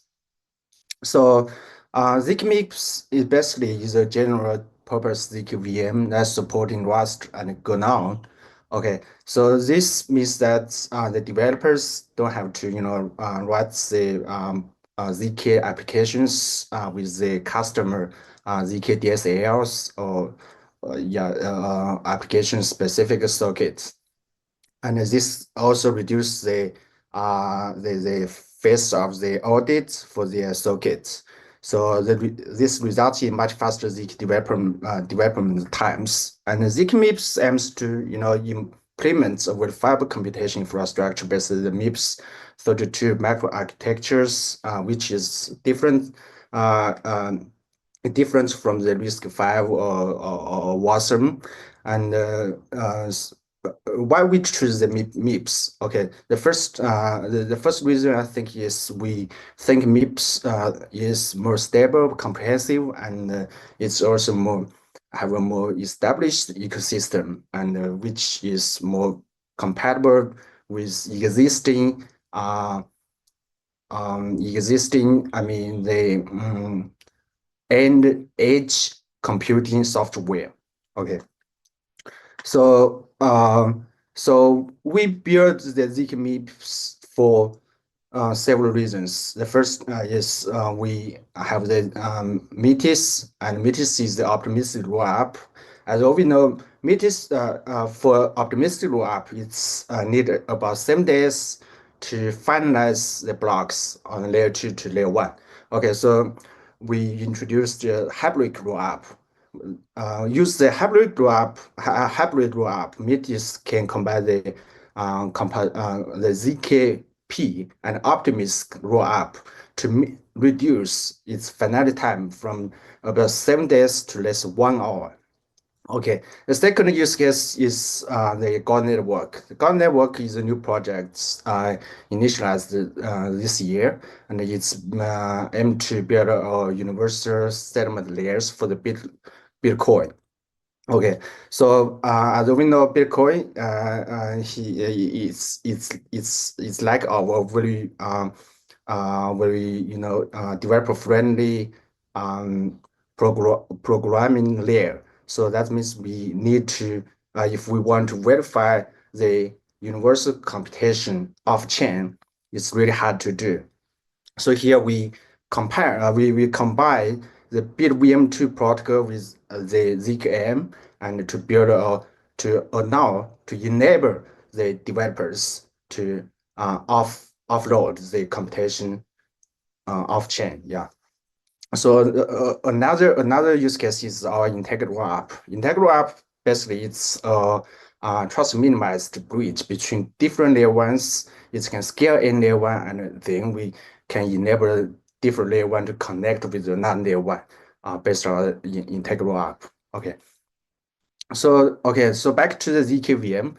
We have before we dive into the ZK MIPS, we have a brief introduction about what is the ZKVM. Okay, for general purpose, for regular VM, it's the developers provide the inputs, provide the programs, and then the VM will launch its emulator and initialize the memory, finally perform the executions, and then get the final stats.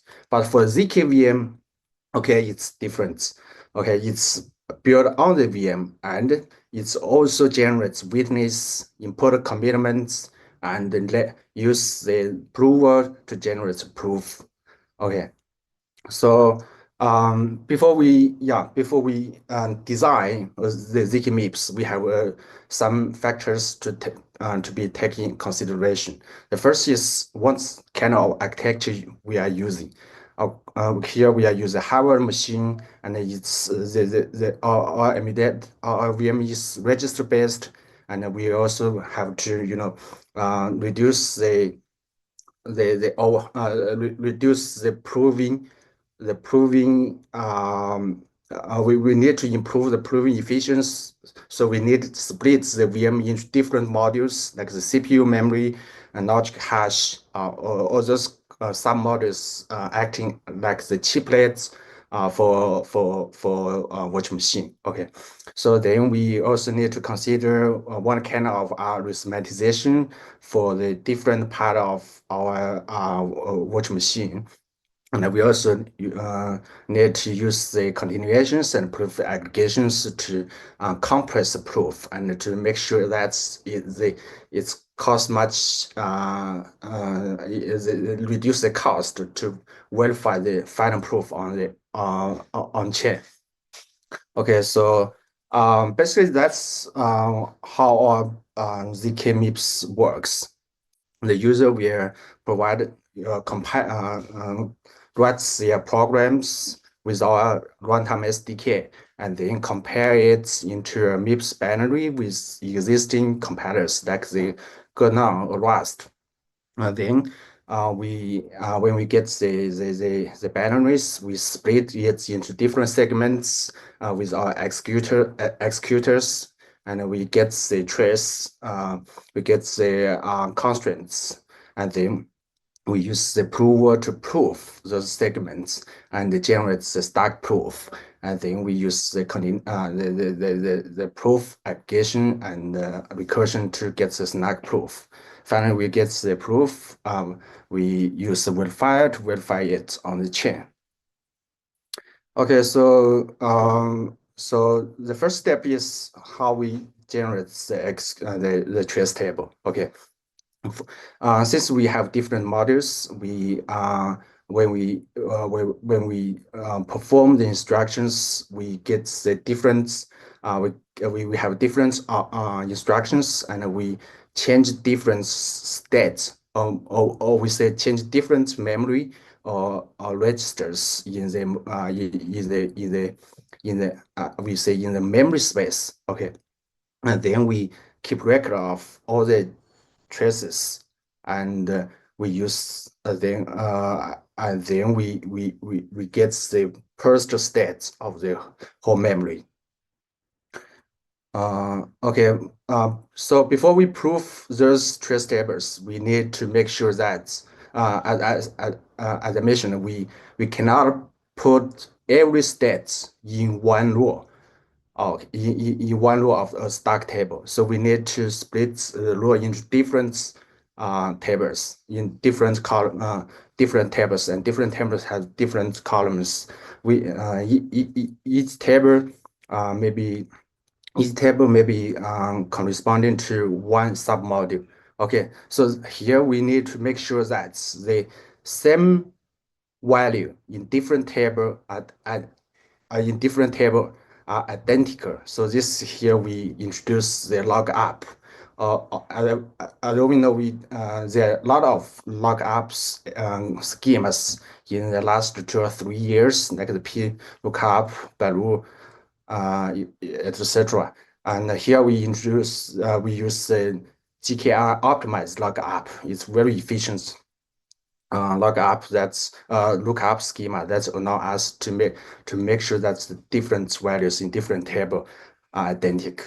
Okay, and then we have make sure that the one segments can be prepared to be proof. Then we as I mentioned, we need to use a continuation to prove a big program in parallel. Okay, that's we call continuations in the ZKVM. Okay, when we use the continuations, it's very helpful for us to prove in parallel, enable the chain points in ZKVM, and it's also allow us to reduce the memory requirements for a single proof. Okay, so because the memory used and the memory used is just related to the segment size, not the program size. Okay, so when we get the segments, it's actually a sequence of the MIPS trace with an entry program counter and an image ID. And for the for the image ID, it's actually it's a commitment of the memory space. It's a commitment of memory space. Okay, so we here have a 3-level page model. That means we have each page 4 kilobytes, and the total memory of the ZK of the MIPS is 4 gigabytes.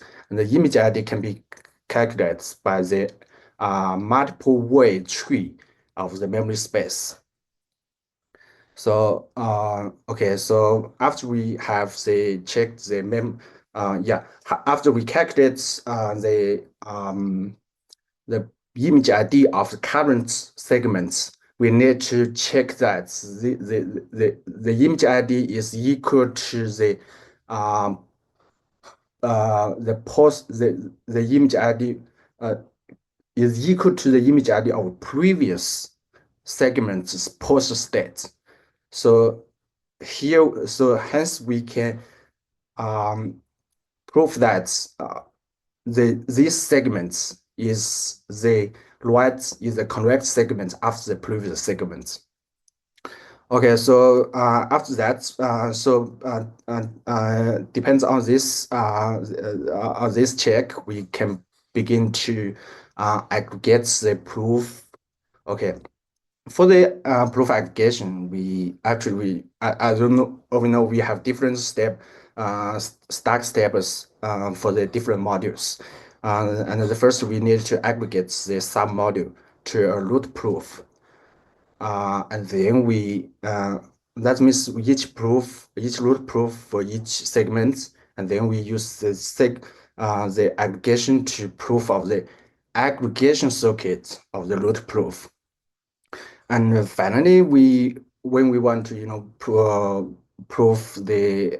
verify the proof on the Ethereum or other EVM compatible blockchains, we need to generate the proof over the large field. Okay, so here we use a group 16 to prove the aggregation circuits over the being 12/8. Yeah. So okay, so that's basically how we ZK MIPS works, how the ZK MIPS works. And here we also we also introduce some dev tool chain for developers to dig into the start his ZK experience. The first tool is our playground. Our playground is a remix-like playground. That means it's very easy for developers who never know or never write any circuits of ZKP. So he just pasted his code piece in our input box, and then click the run to get the outputs with our MIPS emulator, and then he can click the generate proof and finally gets the proof in the bottom box, input box. Okay, another tool is for the experienced developers. He can use our ZKM project templates. It's kind of our development framework, which is easy for developers to use our Golang or Rust runtime SDK, and then use the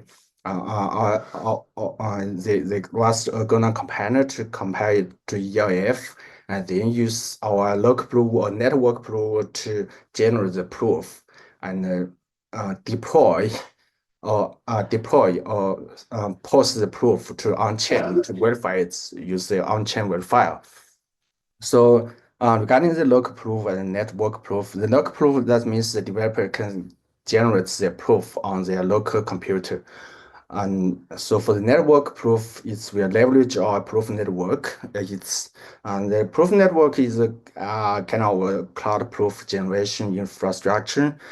We can offer the horizontal scalability. That means because we can help, we use the continuation, we split the program into different segments, and the segment can prove in parallel. So that means if we add more machines, we can prove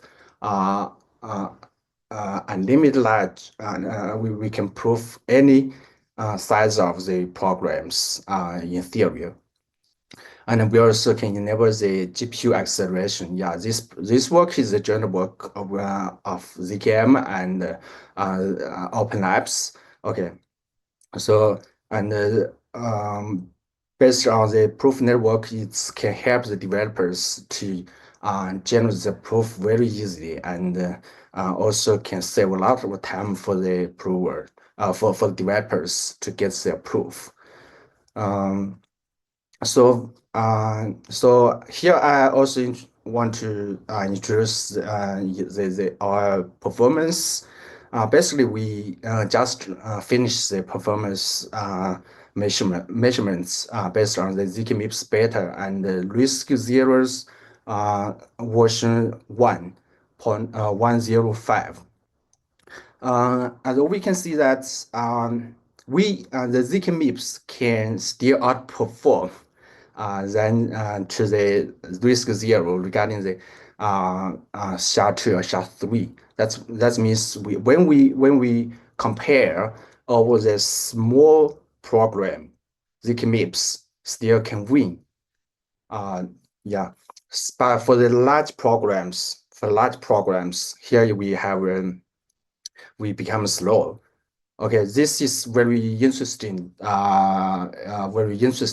topic. I think we also did a lot of analysis and research here. I think the first reason is that we actually use a different proof system. Basically, ZKM is using the stack and Planck 2. The stack for the virtual machine is Planck 2 for the proof recursion. And of course, for the RISC-0, they use the stack and stack. Yeah, stack for the VM, stack for the recursion. But that's not the root cause. The root cause is for the stack on the virtual machine circuit. We are using the Goldilocks and Poseidon. But for the RISC-0, it's used the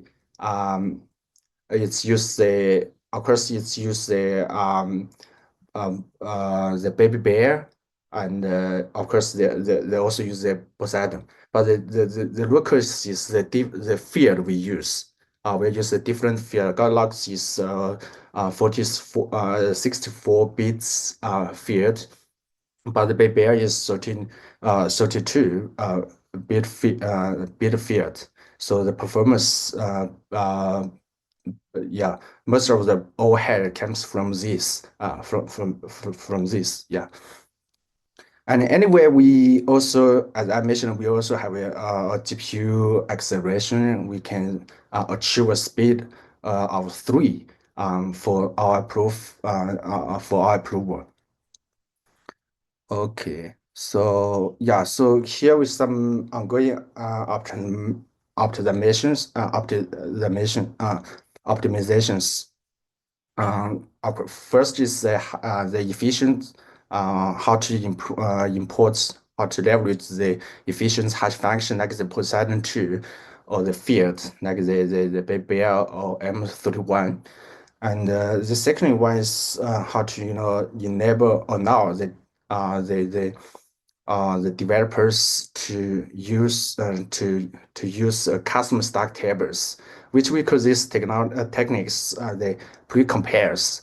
That means we can it's like a plug. The developers can import their stack tables and use the syscall to import it into our ZKVM, and then when we generate the proof for such the instructions, For the instructions, we can use the pre-compared tables to achieve a very high efficient proving. Okay, so some other optimizations or functionalities we are realizing is the BitVM oriented on-chip verification. As we know, the BitVM2 is a trustless bridge protocol for the Bitcoin, but the Bitcoin script is very hard to implement the arbitrary logic. So we need use the ZKM to commit the off-chain computations and then use the BitVM2 to commit all ZKM's final proof. Okay, so here we actually have a lot of optimizations to make sure that the verifier can run on the Bitcoin. Okay, so also we have the other works like we have to build auditable provers leveraging the TE. Okay, so yeah, basically that's my introduction about the ZK MIPS. Thanks. Okay, thank you, Stephen, for the sharing, for the introduction of ZK MIPS. Through the ongoing work, I see a lot of common interest between us. Let's still have a conversation offline. For example, the Okay, auditable prover by TE, that is what I'm really interested in. Okay. okay, Okay, cool. thank Thank you you. again, Stephen. Okay.